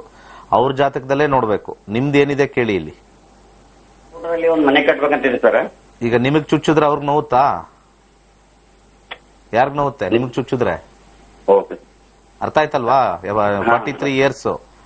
ಸ್ವಲ್ಪ ಕಾಮನ್ ಸೆನ್ಸ್ ಯೂಸ್ ಮಾಡ್ಬೇಕು ಜ್ಯೋತಿಷದಲ್ಲೂ ಕೂಡ. ಎಲ್ಲರೂ ಕೂಡ ವೀಕ್ಷಕರೆಲ್ಲ ಇದನ್ನೆಲ್ಲ ಸ್ವಲ್ಪ ನಿಮಗ್ ಹೊಟ್ಟೆ ಹಸಿದ್ರೆ ಹೆಂಡತಿ ಊಟ ಮಾಡಿದ್ರೆ ಆಯ್ತಾ? ಕಾನ್ಸೆಪ್ಚುಲಿ ಹಂಗ್ ಬರಲ್ಲ. ಓನ್ಲಿ ದಿ ವೈಬ್ರೇಷನ್ ಅಷ್ಟೇ. ಹಸ್ಬೆಂಡ್ ಅಂಡ್ ವೈಫ್ದು ಏನ್ ಗೊತ್ತಾ? ಓನ್ಲಿ ದಿ ಮೈಂಡ್ ಸೆಟ್ ಅಷ್ಟೇ, ಇನ್ನೇನು ಬರಲ್ಲ, ಗೊತ್ತಾಗಲ್ಲ. ಇದು ಕ್ಲೀನಾಗಿ ಅರ್ಥ ಮಾಡ್ಕೊಳ್ಳಿ. ಎಲ್ಲರೂ ಮದುವೆ ಆಗಿದ್ದೀರಾ. ಒಂದು ಹಸ್ಬೆಂಡ್ ಮತ್ತೆ ವೈಫ್ ರಿಲೇಶನ್ಶಿಪ್ ಮೈಂಡ್ಗಳ ರಿಲೇಶನ್ಶಿಪ್ ಬಿಟ್ರೆ ಇನ್ನೇನೂ ಇಲ್ಲ ಅದರಲ್ಲಿ ಮೇಜರ್ ಆಗಿ. ಇನ್ನು ಮಿಕ್ಕಿದ್ದೆಲ್ಲ ಪರ್ಸ್ನಲ್ಲೇ. ನನಗೂ ನೋವಾದ್ರೆ ನಾನು ಔಷಧಿ ತಗೋಬೇಕು, ನನಗೆ ಹೊಟ್ಟೆ ಹಸದಾದ್ರೆ ನಾನು ತಿನ್ಬೇಕು, ನನಗೆ ದುಃಖ ಆದ್ರೆ ನಾನು ಅಳಬೇಕು, ನನಗೆ ನಗು ಬಂದ್ರೆ ನಾನು ನಗಬೇಕು. ಇದನ್ನ ಅರ್ಥ ಮಾಡ್ಕೊಂಡವ್ರಿಗೆ ಮಾತ್ರ ಗೊತ್ತಾಗುತ್ತೆ ಈ ಹೆಂಡತಿಯಿಂದ ಅದು ಬರುತ್ತೆ ಇದು ಬರುತ್ತೆ. ದುಡ್ಡು ಬರ್ಬೋದು ಅಷ್ಟೇ, ಏನೋ ತಗೊಂಬರ್ಬೋದು. ಇನ್ನು ಮಿಕ್ಕಿದ್ದೆಲ್ಲ ಯಾವ ರೀತಿನೂ ಕಂಡುಹಿಡಿಯಕ್ಕಾಗೋದಿಲ್ಲ. ಇದು ಜಾತಕ ನಿಮಗೆ ಬರ್ತಕ್ಕಂಥ ಒಂದು ಮೈಂಡ್, ಒಂದು ಜೊತೆಲಿರ್ತಕ್ಕಂಥ ಮೈಂಡ್ ಹೇಗಿರುತ್ತೆ, ನಿಮಗೆ ಕಷ್ಟಕರವಾಗಿರ್ತಕ್ಕಂಥ ಮೈಂಡ, ಸುಖಕರವಾಗಿರ್ತಕ್ಕಂಥ ಮೈಂಡ ಅಷ್ಟೇ. ಯಾವುದೇ ರಿಲೇಶನ್ಶಿಪ್ ಅಲ್ಲಿ ಹಿಂಸೆಗಳಾಗತ್ತೆ ಅಷ್ಟೇ ನಿಮಗೆ. ಅವ್ರಿರ್ತಕ್ಕಂಥ ಹಾವಭಾವದಿಂದ ಅವ್ರು ನಮಗೇನೋ ದುಡ್ಡು ಕೊಡ್ತಾ ಇಲ್ಲ, ಅದು ಹಿಂಸೆ. ಅವ್ರು ನಮ್ಮನ್ನು ಪ್ರೀತಿ ಮಾಡ್ತಾ ಇಲ್ಲ, ಅದು ಹಿಂಸೆ. ಅವ್ರು ನಮ್ಮನ್ನು ಮಾತಾಡಿಸೋದಿಲ್ಲ, ಅವ್ರ ಹಿಂಸೆ. ನಮ್ಮ ಮನೆಗೆ ಕರೆಕ್ಟಾಗಿ ಬರ್ತಾ ಇಲ್ಲ, ಅಷ್ಟೇ. ಯಾವುದೇ ರಿಲೇಶನ್ಶಿಪ್ ಅಲ್ಲಿ ಇದು ಬಿಟ್ರೆ ಬೇರೆ ಏನೂ ಇರಲ್ಲ. ಅವರ ಕಾಯಿಲೆ ನಿಮ್ಮ ಜಾತಕದಿಂದ ನೋಡ್ತಕ್ಕಂಥ ಸುಳ್ಳು ಜ್ಯೋತಿಷಿಗಳೇ ಉಟ್ಕೊಂಡಿರೋದು. ನಾನು ಹೇಳ್ತಾ ಇರ್ತಕ್ಕಂಥದ್ದು ನಿಮಗೆಲ್ಲ ವಾಸ್ತವವಾಗಿ ಚೆನ್ನಾಗಿ ಅರ್ಥ ಆಗುತ್ತೆ, ವಾಸ್ತವವಾಗಿ ಚೆನ್ನಾಗಿ ಅರ್ಥ ಆಗುತ್ತೆ. ಇದು ನೋಡಕ್ಕಾಗಲ್ಲ. ನಿಮ್ದೇನೋ ಪ್ರಶ್ನೆ ಇದ್ರೆ ಮುಗಿಸ್ಕೊಡ್ತೀನಿ ಅಷ್ಟೇ. ಏನು ಇಲ್ಲ ಅಂದ್ರೆ ಬಿಡಿ, ನೆಕ್ಸ್ಟ್ ಕಾಲ್ಗೆ ಹೋಗಿ. ದಯವಿಟ್ಟು ಒಂದು ಈ ವಿಚಾರನೂ ಹೇಳಬೇಕು ಎಲ್ಲರಿಗೂ ಒಂದು ವಿಚಾರ ಹೇಳ್ತೀನಿ. ಈ ಹಸ್ಬೆಂಡ್ ಅಂಡ್ ವೈಫ್ ಅಲ್ಲಿ ಮತ್ತೆ ಮಕ್ಕಳ ಜಾತಕದಿಂದ ನೋಡೋದು ಅದು ಅಷ್ಟೇ, ಅದು ಇದ್ದಿದ್ದು ಅಷ್ಟು. ಅದೊಂದು ಜೀವ ನಾವು ಹಾಕಿರೋದಷ್ಟೇ. ಅವರ ಡೇಟ್ ಆಫ್ ಬರ್ತ್ ಮೇಲೆ ನಾವು ನೋಡಬೇಕು. ಅವರ ಜಾತಕದಿಂದ ತಂದೆ ತಾಯಿಗಳಿಗೆ ಎಫೆಕ್ಟು ಹೇಗಾಗತ್ತೆ, ಬಾಂಧವ್ಯದಷ್ಟೇ ನಾವು ನೋಡ್ಬೋದು. ಬಾಂಧವ್ಯ, ಆ ಒಂದು ಮನೆ ಪಂಚಮಾಧಿಪತಿ, ಪಂಚಮ ಸ್ಥಾನ ಚೆನ್ನಾಗಿದ್ದರೆ ಮಕ್ಕಳಿಂದ ನಮಗೆ ಅನುಕೂಲ, ಅಥವಾ ಸಾಯೋ ಟೈಮಲ್ಲಿ ಬರ್ತಾರೆ, ಊಟ ಹಾಕ್ತಾರೆ, ಅದೆಲ್ಲ ಆ ಥರ ಅನುಕೂಲ. ಅದು ದಶಾ ಮೇಲೆ ಇಂಪಾರ್ಟೆಂಟು. ದಶಾ ಕೆಟ್ಟೋಗಿದ್ರೆ ಅದು ಇಲ್ಲ. 5ನೇ ಮನೆಯಲ್ಲಿ ಇರ್ತಕ್ಕಂಥ ಶುಭ ಗ್ರಹ ಇದ್ರೂ ಕೂಡ ನಿಮಗೆ ಆ ಟೈಮಲ್ಲಿ ಬರ್ತಕ್ಕಂಥ ದಶಗಳು ಏನಾದ್ರು 4ನೇ ಮನೆ ಅಥವಾ 10ನೇ ಮನೆ ಕಾಂಬಿನೇಷನ್ ತೋರಿಸಿದ್ರೆ ಬರಲ್ಲ. 1ನೇ ಮನೆ ಕಾಂಬಿನೇಷನ್ ತೋರಿದ್ರೆ ನೀವು ಒಬ್ಬರೇ ಇರಬೇಕು. ನೀವು ಕೋಟಿಗಟ್ಟಲೆ ಅವ್ರು ಕೊಟ್ಟಿರ್ಬೋದು, ಒಳ್ಳೆ ಎಜುಕೇಶನ್ ಕೊಟ್ಟಿರ್ಬೋದು. ದಶಾನೇ ಫೈನಲ್. ಅದಕ್ಕೆ ಹೇಳೋದು ನಾನು, ದಶ. ತುಂಬಾ ಜನ ಹೇಳ್ತಾರೆ ಮಕ್ಕಳು ನಮ್ಮನ್ನು ನೋಡ್ಕೋತಾರ ಕೊನೆಗಾಲದಲ್ಲಿ. ನಿಮ್ಮ ದಶಾ ನೀವು ನೋಡ್ಕೊಳ್ರಿ, ಅದಕ್ಕೆ ನಕ್ಷತ್ರ ನಾಡಿ ಕಲೀರಿ, ಅಲ್ಲೇ ಗೊತ್ತಾಗುತ್ತೆ ನಿಮ್ಮ ಮಕ್ಕಳು ನೋಡ್ಕೋತಾರೋ ಇಲ್ವೋ ಅಂತ. ಮಕ್ಕಳು ನಮಗೆ ಆಗ್ಬರ್ತಾರ, ಪಂಚಮದಲ್ಲ ನೋಡೋದಲ್ಲ. ಯಾರ್ಯಾರು ಜ್ಯೋತಿಷಿ ಕಲ್ತಿರ್ತಾರೋ ಪಂಚಮ ನೋಡೋದಲ್ಲ, ದಶದಲ್ಲಿ ಬರ್ತಕ್ಕಂಥ ಕಾಂಬಿನೇಷನ್ ನೋಡ್ಬೇಕು. ಆ ಕಾಂಬಿನೇಷನ್ ಅಲ್ಲಿ 2ನೇ ಮನೆ, 5ನೇ ಮನೆ, 11ನೇ ಮನೆ ರನ್ ಆಗ್ಬೇಕು. ಆ ದಶ 5ನೇ ಮನೇಲಿ ಗುರು ಕುತ್ಕೊಳ್ಳಿ, 5ನೇ ಮನೆಯಲ್ಲಿ ಶುಕ್ರ ಕುತ್ಕೊಳ್ಳಿ. ಅವರಿಗೆ ಸಮಸ್ಯೆ ಏನೂ ಆಗಲ್ಲ, ನೋಡ್ಕೋತಾರೆ ಅಂತ ಹೇಳೋದಲ್ಲ. ಶುಭ ಗ್ರಹಗಳು ಕುತ್ಕೊಂಡಿದ ತಕ್ಷಣ ಒಳ್ಳೇದು ಅಂತ ಹೇಳ್ಬಿಡ್ತೀರಾ? ನೋ. ಇಲ್ಲಿ ದಶಾ ಯಾರು ಮಾತಾಡೋರು? ನೀವುಗಳು ದಶಾನೇ ಮಾತಾಡಲ್ಲ, ದಶಾನೇ ಹೇಳೋರು ಯಾರು ಇಲ್ಲ ಇಲ್ಲಿ. ಏನು ರನ್ನಿಂಗ್ ಪೀರಿಯಡ್. ನಮ್ಮ ರಾಜರು ಬಂದ್ರು ಹಿಂದೆ, ಎಲ್ಲ ಪೀರಿಯಡ್ಗಳು ಬಂತು. ಪುಲಕೇಶಿ 1, ಪುಲಕೇಶಿ 2, ಪುಲಕೇಶಿ 3. ಅದೇ ತರ ಎಲ್ಲ ರಾಜರ ಹೆಸರು ಬಂತು. 1, 2, 3, 4 ಡೈನಾಸ್ಟಿ. ಯಾವ್ಯಾವ ಪೀರಿಯಡ್ ಏನೇನಾಯ್ತು ಅದೇ ತಾನ ನಮ್ಮ ಹಿಸ್ಟ್ರಿಲಿ ಇರೋದು. ಹಾಗೆ ಗಂಡ ಹೆಂಡತಿ ಮದುವೆ ಆಗಿದ ತಕ್ಷಣ ಇವ್ರ ಜಾತಕದಿಂದ ಅವ್ರ ಕಾಯಿಲೆ, ಅವ್ರ ಜಾತಕದಿಂದ ಇವ್ರ ಕಾಯಿಲೆ ನೋಡಕ್ ಸಾಧ್ಯ ಇಲ್ಲ. ಇವರ ಜಾತಕದಿಂದ ಮದುವೆ ಆದಲ್ಲಿ ಒಬ್ಬ ವ್ಯಕ್ತಿಯಿಂದ ನಿಮಗೆ ಆಗ್ತಕ್ಕಂಥ ಒಂದು ಮಾನಸಿಕ ವೇದನೆ ಅಥವಾ ಲಾಭ ನಷ್ಟಗಳು ಅಷ್ಟೇ ನಿಮಗೆ ಆಗ್ತಕ್ಕಂಥದ್ದು, ನಿಮಗೆ, ಅವ್ರಿಗಲ್ಲ. ಒಬ್ಬರು ಮದುವೆ ಆಗಿದ್ದೀನಿ, ಆ ವ್ಯಕ್ತಿ ನನಗೆ ಪ್ರೀತಿ ಮಾಡ್ತಾನೋ ಇಲ್ವೋ ನಿಮ್ ಜಾತಕ ಹೇಳುತ್ತೆ. ಯಾಕಂದ್ರೆ ಅದು ಹಣೆ ಬರಲ್ಲ ತೋರಿಸ್ತಾ ಇರುತ್ತೆ. ಅವ್ನು ಸರಿಯಾಗಿ ದುಡ್ಡು ಕೊಡ್ತಾನೋ ಇಲ್ವೋ ಅದು ಹೇಳುತ್ತೆ. ನನ್ನೇನಾರು ಹೊಡಿತಾನ, ಒಂದು ಡೊಮೆಸ್ಟಿಕ್ ವೈಲೆನ್ಸ್ ಇದೆಯಾ 8ನೇ ಮನೆ ಬಂದಾಗ ಅದನ್ನ ನೋಡ್ಕೋಬಹುದು ಅಷ್ಟೇ. ಇದು ಯಾರು ಬಂದ್ರು ಅಷ್ಟೇ, ಆ ವ್ಯಕ್ತಿಯ ಹೆಸರೆಲ್ಲ ಇಂಪಾರ್ಟೆಂಟ್. ಯಾರು ಬಂದ್ರು ಕೂಡ ಅದು ಹಣೆ ಬರಲ್ಲ ಬರ್ದಿರುತ್ತೆ. ಅದಕ್ಕೆ ನಮ್ಮ ಜಾತಕದಲ್ಲೇ ಫಸ್ಟೇ ಎಲ್ಲ ಬರ್ದಿಟ್ಬಿಟ್ಟಿರುತ್ತೆ. ಸುಮ್ಮನೆ ಮ್ಯಾಚ್ ಮೇಕಿಂಗ್ ಅನ್ನೋದು ಸುಮ್ಮನೆ ಅದು ಹೇಳೋದಷ್ಟೇ. ಮ್ಯಾಚ್ ಮೇಕಿಂಗ್ ಮಾಡ್ತಕ್ಕಂಥದ್ದು ಗ್ರಹಗಳನ್ನ ನೋಡಿ ಅಲ್ಲ, ಇವರ ಗ್ರಹಗಳು ನೋಡಿ ಈ ರೀತಿ ಇವ್ರು ಇರ್ತಕ್ಕಂಥವ್ರನ್ನ ನಾವು ಯಾವ ರೀತಿ ಹುಡುಗನ ಕ್ವಾಲಿಟೀಸ್ ನೋಡ್ಬೇಕು. ಅವನು ಸೌಮ್ಯನಾ ಅಥವಾ ಅವನು ತುಂಬಾ ಚೆನ್ನಾಗಿ ಸಾಫ್ಟ್ ಆಗಿದಾನ, ಅವನು ದುಡ್ಡು ಕೊಡ್ತಾನ ಅಥವಾ ಇವಳು ದುಡಿಯೋದನ್ನೇ ಅವ್ನು ಕಿತ್ಕೋತಾನ, ಅಥವಾ ಅವ್ನು ಸಾಲ ಮಾಡಿದಾನ, ಇವಳು ಜಾಬ್ ಇವಳು ಕೆಲಸದಲ್ಲೇ ಅದಿರ್ಬೇಕಾ. ಇದು ಮ್ಯಾಚ್ ಮೇಕಿಂಗ್ ಗುಣಮಿಲ್ಲನ. 33ಕ್ಕೆ 36 ಬಂತು, 32 ಬಂತು, ನೋಡಿದ್ವಿ ಮಾಡಿದ್ವಿ, ಆದ್ರೆ ಅದು ವರ್ಕ್ ಆಗಲ್ಲ. ಅದು ವರ್ಕ್ ಆಗಲ್ಲ 100%. ಇವ್ರ ಹಾರೋಸ್ಕೋಪ್ ಅಲ್ಲಿ ನೆಗೆಟಿವ್ ಫಸ್ಟ್ ಇರುತ್ತೆ, ಹುಡುಗಾದ ಹುಡುಗಿದು. ಅದ್ರ ಜೊತೆಗೆ ಅಲ್ಲಿ ನೆಗೆಟಿವ್ ತಗೊಂಡ್ಬರ್ತೀವಿ. ನೆಗೆಟಿವ್ ಏನಾಗುತ್ತೆ, ನಿಮ್ಗೆಲ್ಲ ನೆಗೆಟಿವ್ ಆಗಿರುತ್ತೆ. ಸೊ ಅದಕ್ಕೆ ನಾವು ಏನು ಚೇಂಜ್ ಮಾಡಕ್ಕಾಗಲ್ಲ. ಒಂದು ತಿಳ್ಕೊಳ್ಳಿ, ಏನು ಚೇಂಜ್ ಮಾಡೋದು ಕಷ್ಟ. ನಾವೆಲ್ಲ ನೋಡಿ ಮಾಡಿದ್ರು ಕೂಡ ಯಾಕೆ ಕೋರ್ಟಲ್ಲಿ ಅಷ್ಟೊಂದು ಜನ ಇದ್ದಾರೆ ಇವತ್ತು? ಹಿಂದೂಗಳು ಯಾಕೆ ಅಷ್ಟೊಂದು ಜನ ಇದ್ದಾರೆ ಕೋರ್ಟಲ್ಲಿ ಡೈವರ್ಸ್ ಪೇಪರ್ಸ್ ಇಟ್ಕೊಂಡು? ಅಂದ್ರೆ ನೀವು ಯಾವ್ದು ಮ್ಯಾಚ್ ಮಾಡಿಲ್ಲ ಅಂತ ಅರ್ಥನ? ಅಥವಾ ಇನ್ನೊಬ್ರು ಹೇಳ್ತಾರೆ ಮ್ಯಾಚ್ ಸರಿಯಾಗಿ ಮಾಡಿಲ್ವಂತ. ಏನು ಸರಿಯಾಗಿ ಮಾಡಿಲ್ಲ ಅಂತ ಎಂಥದೂ ಇಲ್ಲ ಅಲ್ಲಿ. ಸರಿಯಾಗಿ ಮಾಡಿರೋದು ಏನೂ ಇಲ್ಲ ಅಲ್ಲಿ. Astrology should be studied and told upfront on the face. ನಿಮ್ ಮದುವೆ ಜೀವನ ಚೆನ್ನಾಗಿಲ್ಲ ರೀ ಅಷ್ಟೇ. ಯಾರು ಮದುವೆ ಮಾಡಿದ್ರು ಹಿಂಗೇನೆ, ನೀವು ರೆಡಿ ಇರಿ, ಮದುವೆ ಮಾಡ್ಕೊಳ್ಳಿ, ರೆಡಿ ಟು ಫೇಸ್. ಪ್ರಾಬ್ಲಮ್ ಆಯ್ತಾ, Dhriti ಕೆಡಲೇಬೇಡಿ. Go ahead in life. ಇದನ್ನ ನಾವು ಹೇಳಬೇಕಾಗಿರ್ತಕ್ಕಂಥದ್ದು. ಧೈರ್ಯವನ್ನು ತುಂಬಿಸ್ತಕ್ಕಂಥದ್ದು, ಸತ್ಯವನ್ನು ಹೇಳ್ತಕ್ಕಂಥದ್ದು.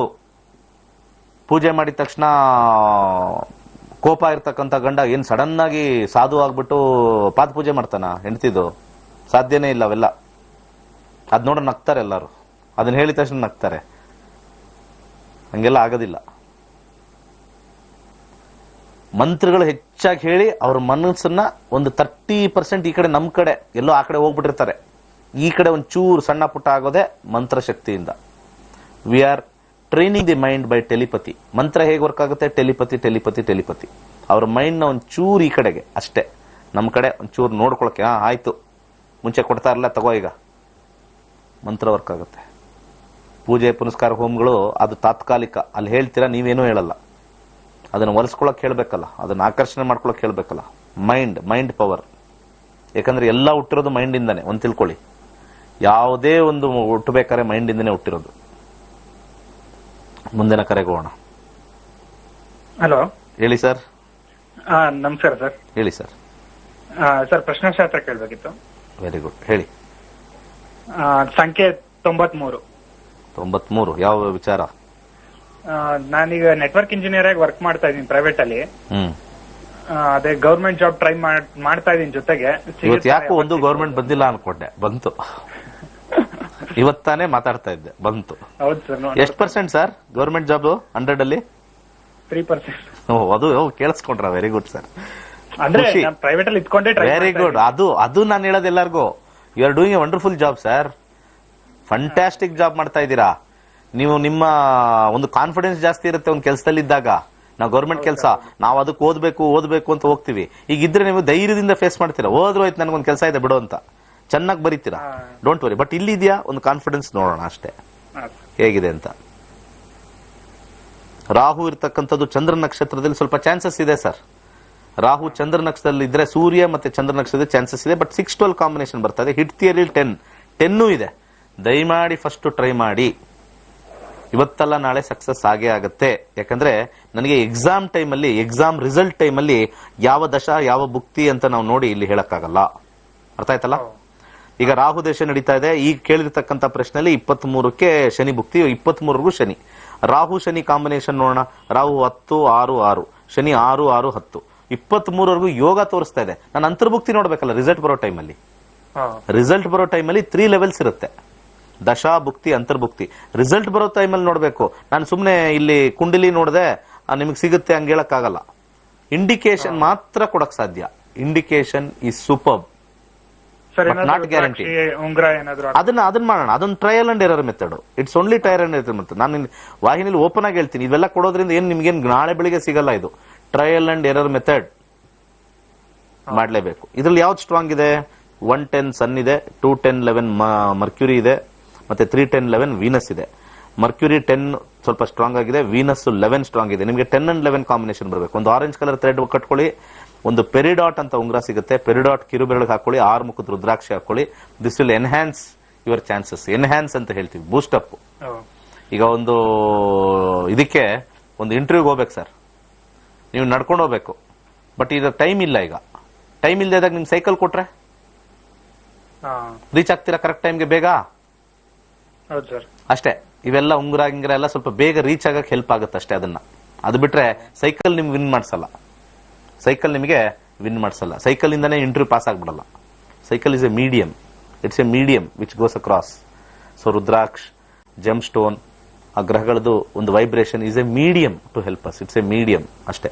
ನಡ್ಕೊಂಡು ಓಡೋಗ್ತಾ ಇದೀವಿ, ಕಲ್ಲು ಮುಳ್ಳು ಜಾಸ್ತಿ ಇದ್ವು, ಚಪ್ಪಲಿ ಕೊಟ್ಟಾಗ ಅಷ್ಟೇ. ಓಡಪ್ಪ, ಓಡೋದಂತೂ ನಿಲ್ಸಕ್ಕಾಗಲ್ಲ ಆ ರೂಟಲ್ಲಿ. ಚಪ್ಪಲಿ ಹಾಕೋ, ಸ್ವಲ್ಪ ನಿನಗೆ ಆ ರೀಚ್ ಮಾಡ್ಬೇಕಾದ್ರೆ ಇಲ್ಲಿ ಏನು ನೋವಾಗಲ್ಲ. That is how all the remedies work. Fate change ಮಾಡಕ್ಕಾಗಲ್ಲ. ಯಾವ ರೆಮಿಡಿಯಿಂದನೂ ಫೇಟ್ ಹಿಂಗ್ ತಿಗೋಲ್ಲ. ನಾನು ಉಂಗುರ ಹಾಕೊಂಡೆ ಸರ್ ಸ್ಟಾರ್ ಬಂದ್ಬಿಡ್ತು, ಬರಲ್ಲ. ಹಂಗೆ ಯಾವ ಸ್ಟಾರು ಬರಲ್ಲ.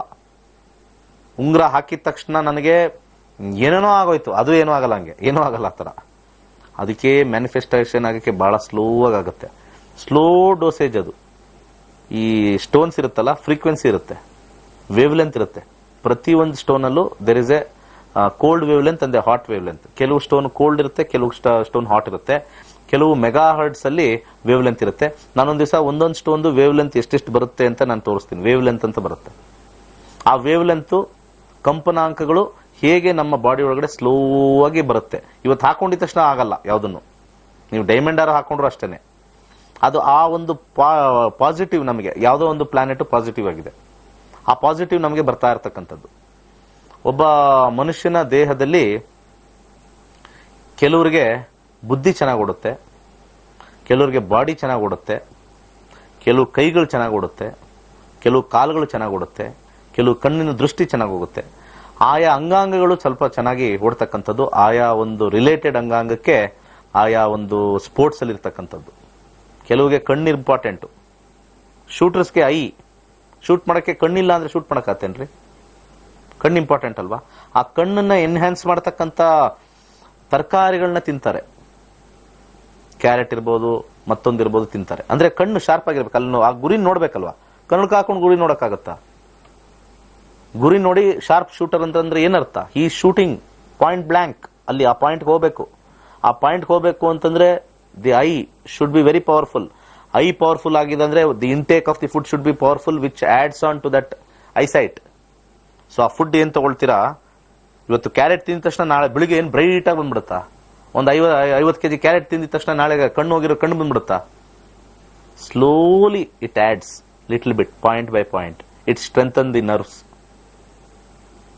ದೃಷ್ಟಿನ ಸ್ವಲ್ಪ ಬಲ ಮಾಡುತ್ತೆ. ಹಾಗೇನೆ ರುದ್ರಾಕ್ಷಿ, ಜೆಮ್ ಸ್ಟೋನು ವರ್ಕ್ ಆಗೋದು.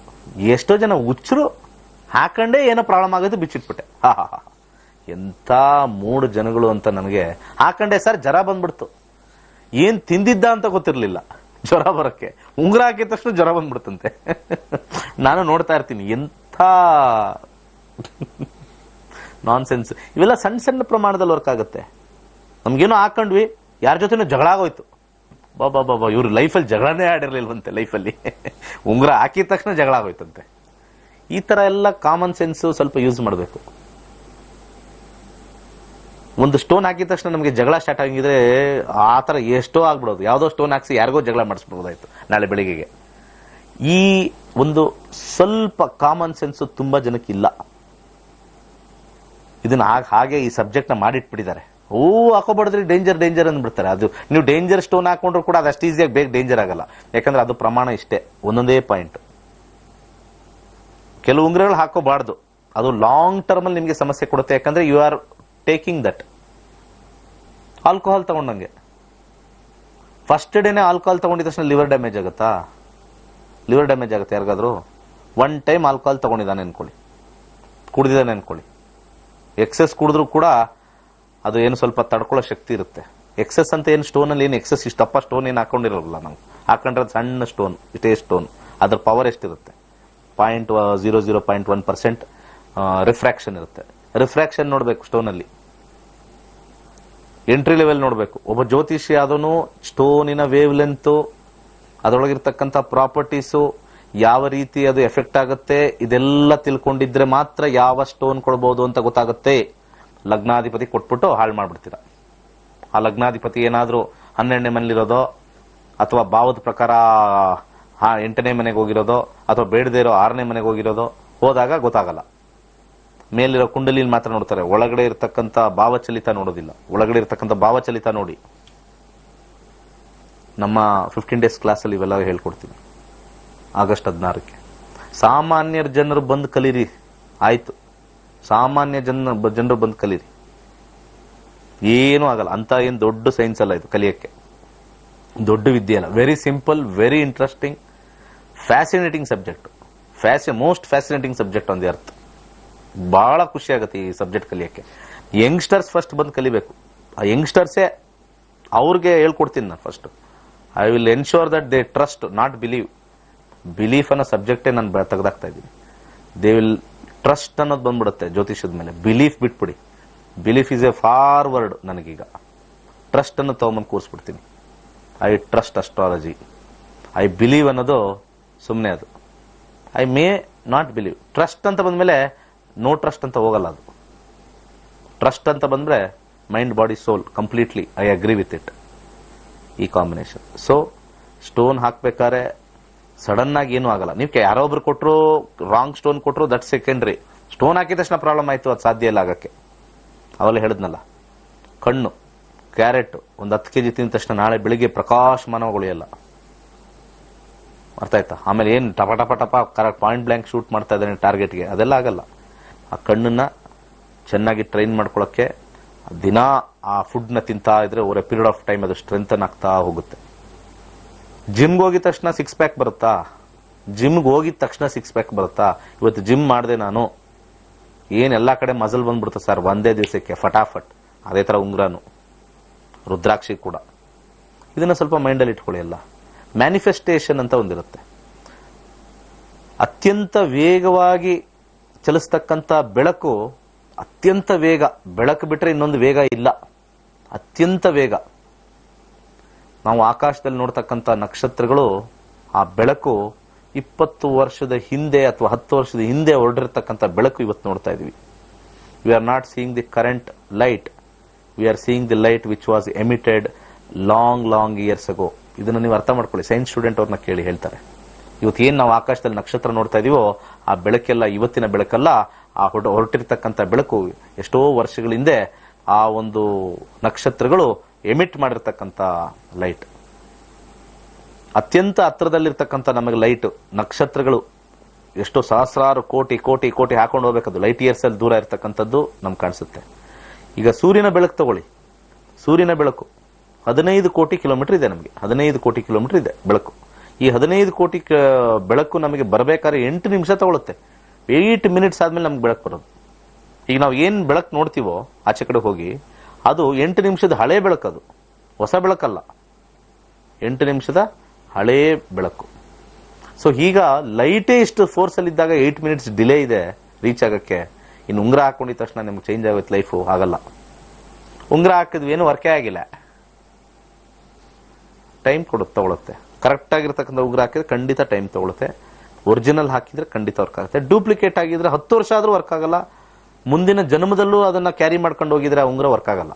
ಮುಂದಿನ ಜನ್ಮಕ್ಕೂ ತಗೊಂಡೋಗ್ತಾರೆ ಕೆಲವರು, ವಜ್ರ ವೈಡೂರಿಗಳು ಇರಲಿ ಅಂತ. ಹಾಗೆ ನಮ್ಮ ಅಗ್ನಿಹೋತ್ರದ ಬಗ್ಗೆ ಮಾತಾಡ್ತಾ ಇದ್ವಿ. ನಾವು ನಮ್ಮ ಸಂಸ್ಥೆಯಿಂದ ಶಾಸ್ತ್ರೋಕ್ತವಾಗಿ ನೀವೇ ಹೋಮಗಳು ಕಲ್ತ್ಕೊಳ್ಳಿ, ಯಾವುದು ಬೇಡ, ನೀವೇ ಹೋಮಗಳು ಕಲ್ತ್ಕೊಳ್ಳಿ. 1 ಟೈಮ್ ಇನ್ವೆಸ್ಟ್ಮೆಂಟು, ಲೈಫ್ ಟೈಮ್ ನೀವೇ ನಿಮ್ಮ ಮನೆಗೆ ನೀವೇ ಮಾಡ್ಕೋಬಹುದು. ಯಾವುದೋ ಒಂದು ಕಾಯಿಲೆ ಬಂತ, ಇದನ್ನ ಯೂಸ್ ಮಾಡಿ. ಈ ಲಗ್ನದವ್ರಿಗೆ ಇಂಥದ್ದನ್ನು ಸಮಿತಿ ಯೂಸ್ ಮಾಡಿ. ಏನಾದ್ರು ಕೆಲಸದ ಸಮಸ್ಯೆ ಆಗಿದೆಯಾ, ಹಣದ ಸಮಸ್ಯೆ ಇದೆಯಾ, ಅಥವಾ ಯಾರಾದ್ರೂ ಶತ್ರು ಬಾಧೆ ಇದೆಯಾ, ಇದನ್ನ ಸಮಿತಿ ಹಾಕಿ ಹೋಮ ಮಾಡಿ. ಅದನ್ನ ಹೇಳ್ಕೊಡ್ತೀನಿ. ಈ ಅಗ್ನಿಹೋತ್ರ ಅಂತ ಹೆಸರು ಅಷ್ಟೇ ಇದಕ್ಕೆ ನಾನು ಕೊಟ್ಟಿರೋದು. ಆದ್ರೆ ಇಲ್ಲಿ ನಾವು ಹಾಕ್ತಕ್ಕಂಥದ್ದು ಹೋಮದಲ್ಲಿ ಬರ್ತಕ್ಕಂಥ ಯಾವ್ಯಾವ ಸಮಿತಿ ಯೂಸ್ ಮಾಡಬೇಕು, ಶಾಸ್ತ್ರೋಕ್ತವಾಗಿ ನಿಮ್ಮ ಜಾತಕಕ್ಕೆ, ನಿಮ್ಮ ಲಗ್ನಕ್ಕೆ ಅನುಗುಣವಾಗಿ ಯಾವ ಸಮಿತನ್ನ ಯೂಸ್ ಮಾಡಿ ನೀವು ಹೋಮವನ್ನು ಮಾಡಿ ಅದನ್ನ ಒಂದು ರಕ್ಷೆಯಾಗಿ ಇಟ್ಕೊಂಡ್ರೆ ನಿಮಗೆ ಯಾವ್ಯಾವ ರೀತಿ ಚೇಂಜ್ ಆಗುತ್ತೆ, ಅದರಲ್ಲಿ ಬರ್ತಕ್ಕಂಥ ಒಂದು ಸಂಕ್ಷಿಪ್ತವಾಗಿರ್ತಕ್ಕಂಥ ಒಂದು ಪುಸ್ತಕ, ಸಂಕ್ಷಿಪ್ತವಾಗಿರ್ತಕ್ಕಂಥ ಒಂದು ತಂತ್ರ ಎಲ್ಲವೂ ಕೊಡ್ತೀನಿ. ಇದನ್ನ ವಿಧಿವಿಧಾನಗಳು ನೋಡ್ಕೊಳ್ಳಿ. ನಿಮ್ಮ ಜೀವನಕ್ಕೆ ಮನೇಲಿ ಕುತ್ಕೊಂಡೇ ಮಾಡ್ಕೊಳ್ಳಿ, ಏನು ಸಮಸ್ಯೆ ಇಲ್ಲ. ಮನೇಲೇ ಕುತ್ಕೊಂಡು ನೀವೇ ಮಾಡಿದ್ರೆ ದೇವ್ರೇನು ಬರಲ್ಲ ಅಂತ ಹೇಳ್ತಾನ? ಖಂಡಿತ ಬರ್ತಾನೆ. ಭಕ್ತಿ ತಗೊಂಬನ್ನಿ, ಖಂಡಿತ ಆ ಒಂದು ಶಕ್ತಿ ಅಂತಿದೆ. ದೇವ್ರು ಬರ್ತಾನ ಅಂತಂದ್ರೆ ಇಟ್ಸ್ ದಿ ಪವರ್. ನಾನು ಹೇಳ್ತಾ ಇರೋದು ದೇವರ ಆ ಆಕಾರದಲ್ಲಿ ಏನು ಪ್ರತ್ಯಕ್ಷ ಆಗಲ್ಲ, ಬಟ್ ನಿಮಗೆ the feel will be given. ಆ ಕಾಸ್ಮಿಕ್ಗೆ ನಾವು ಕೇಳ್ತಾ ಇದೀವಿ, ಆ ಕಾಸ್ಮಿಕ್ಗೆ ಬರ್ತಕ್ಕಂಥದ್ದು 9ನೇ ತಾರೀಕು, 10ನೇ ತಾರೀಕು, 11ನೇ ತಾರೀಕು, 3 ದಿವಸ ಅಲ್ಲ, 3 ಬ್ಯಾಚ್ಗಳು ಮಾಡ್ತಕ್ಕಂಥದ್ದು. ವಿತ್ ಸ್ಟೇ ಮಾಡ್ತೀವಿ. ಅದರಲ್ಲಿ ನಾನು ಕೂಡ ಆಡ್ ಮಾಡಿದ್ದೀನಿ ಕವಡೆ ಶಾಸ್ತ್ರ. ಮನೇಲಿ ಕವಡೆ ಶಾಸ್ತ್ರ ಹಾಕೋಬೇಕು, ಕವಡೆ ಶಾಸ್ತ್ರ ಹೋಗ್ತಾರೆ ಎಲ್ಲ. ಕವಡೆ ಶಾಸ್ತ್ರ ಬ್ಯೂಟಿಫುಲ್ ಹಳೇ ಕಾಲದ ಸಿಸ್ಟಮ್ ಅಲ್ಲಿ ನಾನೊಂದು ಕಲ್ತು ನನ್ನಿಂದ ಯಾವುದು ತಂದಿಲ್ಲ, ನಾ ಕಲ್ತಿರೋದೇ ಇಲ್ಲ, ನನ್ನಿಂದ ಯಾವುದೂ ಇಲ್ಲ. ನಾನು ತಂದಿರೋದು, ಕಲ್ತಿರೋದು ಹಳೆಯ ಶಾಸ್ತ್ರಗಳು, ಪುಸ್ತಕಗಳನ್ನ ಚೆನ್ನಾಗಿ ಓದಿ ಅಧ್ಯಯನ ಮಾಡಿ ಅದರಲ್ಲಿ ಟೆಸ್ಟ್ ಮಾಡಿ ಯಾವ ತರ ಬೀಳುತ್ತೆ ಅಂತ ನೋಡಿ ಒಂದು ಸಣ್ಣದು ಪೇಜ್ PDF ಪುಸ್ತಕಗಳನ್ನ ನಾನು ಹಾಕಿದ್ದೀನಿ. ಎಲ್ಲಾ ವಿಚಾರಕ್ಕೂ ಕವಡೆ ಶಾಸ್ತ್ರ. ಅದನ್ನು ಯಾರಿಗಾರು ಇಷ್ಟ ಇದೆಯಾ ಕವಡೆ ಶಾಸ್ತ್ರ ಕಲೀರಿ, ಹಾಕೊಳ್ಳಿ ಕವಡೆ, ನೋಡಿ ಏನ್ ರಿಸಲ್ಟ್ ಬಂತು, ಮುಗೀತು. ಹಲವಾರು ವಿಚಾರಗಳನ್ನ ನಾನು ಟ್ರೈನ್ ಮಾಡ್ಕೊಡ್ತೀನಿ ಅಲ್ಲಿ ಕವಡೆ ಶಾಸ್ತ್ರದಲ್ಲಿ. ವಿಳೆದೆಲೆ ಶಾಸ್ತ್ರ ಬರೀ 6 ತಿಂಗಳು 1 ವರ್ಷಕ್ಕೆ ಮಾತ್ರ ಪ್ರಶ್ನೆ ಕೇಳ್ತಕ್ಕಂಥದ್ದು. ಆ ತಾಂಬೂಲ ಪ್ರಶ್ನೆ ಅಂತ ಕೇಳ್ತಾರೆ, ಅದನ್ನ ಹೇಳ್ಕೊಡಿ. ತಾಂಬೂಲ ಪ್ರಶ್ನೆ ಅದು ಎಲೆ ಹೆಂಗ್ ನೋಡೋದು, ಎಲೆಯಲ್ಲಿ ಏನ್ ಬರ್ತಾ ಇದೆ ಫಲ. ಯಾಕಂದ್ರೆ ಆ ಬೀಟಲ್ ಲೀಫ್ ಅಲ್ಲಿ ಒಂದು ಶಕ್ತಿ ಇದೆ ಅಂತ ನಮ್ಮ ಪೂರ್ವಜರು ಹೇಳಿದ್ದಾರೆ. ಅದನ್ನ ನೋಡೋದು ಬಹಳ ಈಸಿ ಟೆಕ್ನಿಕ್, ಅದು ಅಂತ ಏನ್ ಕಾಂಪ್ಲಿಕೇಟೆಡ್ ಇಲ್ಲ, ವೆರಿ ವೆರಿ ಈಸಿ. ಅದು ಈಸಿ ಅಷ್ಟು. ನಕ್ಷತ್ರ ನಾಡಿ ಕಲಿಯಕ್ಕೆ ಅಷ್ಟು ಈಸಿ ಅಲ್ಲ, ಸ್ವಲ್ಪ ಸಿಕ್ಕಾಪಟ್ಟೆ ಬೇಕು, ಪ್ರೆಷರ್. ನಕ್ಷತ್ರ ನಾಡಿ ಅಂತ 15 ದಿವಸ ಅಂತ ಹೇಳ್ತೀನಲ್ಲ, ಎಲ್ಲ ಹೇಳ್ಕೊಟ್ಬಿಡ್ತೀನಿ. ನಿಮ್ಮ ಪ್ರಾಕ್ಟೀಸ್ ಸ್ಟಾರ್ಟ್ ಆಗ್ಬಿಡುತ್ತೆ ಅಲ್ಲಿಂದ. ಈ ತಾಂಬೂಲ ಶಾಸ್ತ್ರ, ಕವಡೆ ಶಾಸ್ತ್ರ, ಅಷ್ಟಮಂಗಳನೂ ಈಸಿನೇ. ಅದನ್ನು ಒಂದ್ ದಿವಸ ಇಲ್ಲೇ ಇದೇ ಟೇಬಲ್ ಮೇಲೆ ಅಷ್ಟಮಂಗಳ ಹಾಕಿ ಇಲ್ಲೇ ತೋರಿಸ್ತೀನಿ. ಏನೇನ್ ಮಾಡಬೇಕು, ಸ್ವಲ್ಪ ಜ್ಯೋತಿಷ್ಯದ ನಾಲೆಜ್ ಇದ್ರೆ ಅಷ್ಟಮಂಗಳ ಹೆಂಗ್ ಮಾಡೋದು ಅಂತ ಇಲ್ಲೇ ತೋರಿಸ್ತೀನಿ. ಆ ಥರದ್ದೇನೂ ಇಲ್ಲ. ನಕ್ಷತ್ರ ನಾಡಿ ಇಸ್ ವೆರಿ ಟಫ್. ಈ ಕಾಂಪ್ಲಿಕೇಟ್ ನಾನು ತೋರಿಸ್ತಾ ಇದ್ದೀನಲ್ಲ ಇವತ್ತು ಅದನ್ನು ತೋರಿಸ್ಬೇಕು ಅಂತ ಇಲ್ಲಿ ನಾನು ವಾಹಿನಿಲೇ ನನ್ನ ಆ್ಯಪ್ ಆಗ್ತಾ ಇದ್ದೀನಿ. ನಾನು ಮಾಡಿರ್ತಕ್ಕಂಥ ಆ್ಯಪ್ ಆಗ್ತಾ ಇದ್ದೀನಿ. ಅಲ್ಲಿ ಕಾಂಬಿನೇಷನ್, ನಂಬರ್ಸ್ ಕಾಂಬಿನೇಷನ್, 3 ಲೈನು, ಕಸ್ಪಲ್ಲು, ವಾಪಸ್ hit theory, good bad combination, percentage, huge calculation is involved there. Huge calculation ಇದೆ, ಸೈಂಟಿಫಿಕ್ ಕ್ಯಾಲ್ಕುಲೇಷನ್ ಇದೆ. ಆಗಸ್ಟ್ 16ನೇ ತಾರೀಕು ಹೊಸ ಬ್ಯಾಚ್ ಇದೆ, 87ನೇ ಬ್ಯಾಚು. ಮಿಕ್ಸ್ ಮಾಡಬೇಡಿ. 86 ಮುಗೀತು ಅನ್ಸುತ್ತೆ, 87, 86ನೇ ಬ್ಯಾಚು. 85 ಮುಗಿದಿದೆ, 86, 87ನೇದು English batch. 2 batch English batch ಒಂದು ಮಾಡ್ತಾ ಇದ್ದೀನಿ. ಓಕೆ, ಸಮಯ ಆಯ್ತು. ಮತ್ತೆ ಸಂಜೆ 9:30ಗೆ ನನ್ನ ಕಾರ್ಯಕ್ರಮ ಇರುತ್ತೆ, ಸೇಮ್ ಐಎಸ್ ಟಿವಿಲಿ. ಅದನ್ನು ನೋಡೋದು ಮರಿಬೇಡಿ. 9:30ರಿಂದ 10:30, ಬೆಳಗ್ಗೆ 8ರಿಂದ 9, 2 ಟೈಮ್. ಕರೆ ಸಿಕ್ಕಿಲ್ಲ ಇವಾಗ ಅಂದ್ರೆ ಅವಾಗ ಟ್ರೈ ಮಾಡಿ, ಸಾಯಂಕಾಲ ಟ್ರೈ ಮಾಡಿ, ಆ ಟೈಮಲ್ಲೂ ಟ್ರೈ ಮಾಡಿ. ಸಿಕ್ಕಿ ಕೆಲವ್ರಿಗೆ ಆಸೆ ಗುರುಗಳ ಹತ್ರ ಡೈರೆಕ್ಟ್ ಆಗಿ ಮಾತಾಡಿ ಕೇಳಬೇಕು ಅಂತ, ಟ್ರೈ ಮಾಡಿ. ಹಾಗೆ ಕ್ಲಾಸಿಗೆ ಬರೋಕ್ಕೂ ಒಂದು ಪ್ರಯತ್ನ ಮಾಡಿ. ಅಗ್ನಿಹೋತ್ರ ಇಂಟ್ರೆಸ್ಟ್ ಇದ್ರೆ ಬುಕ್ ಮಾಡ್ಕೊಳ್ಳಿ. ನೀವೇ ಹೋಮಗಳು ಮಾಡ್ಕೊಳ್ತಕ್ಕಂಥ ಒಂದು ವಿಚಾರವನ್ನು ನಾನು ನಿಮಗೆ ಹೇಳ್ಕೊಡ್ತಾ ಇದ್ದೀನಿ. ಒಳ್ಳೆಯದಾಗಲಿ. ಸಮಯ ಆಯಿತು. ಸರ್ವೇ ಜನ ಸುಖಿನೋ ಭವಂತು.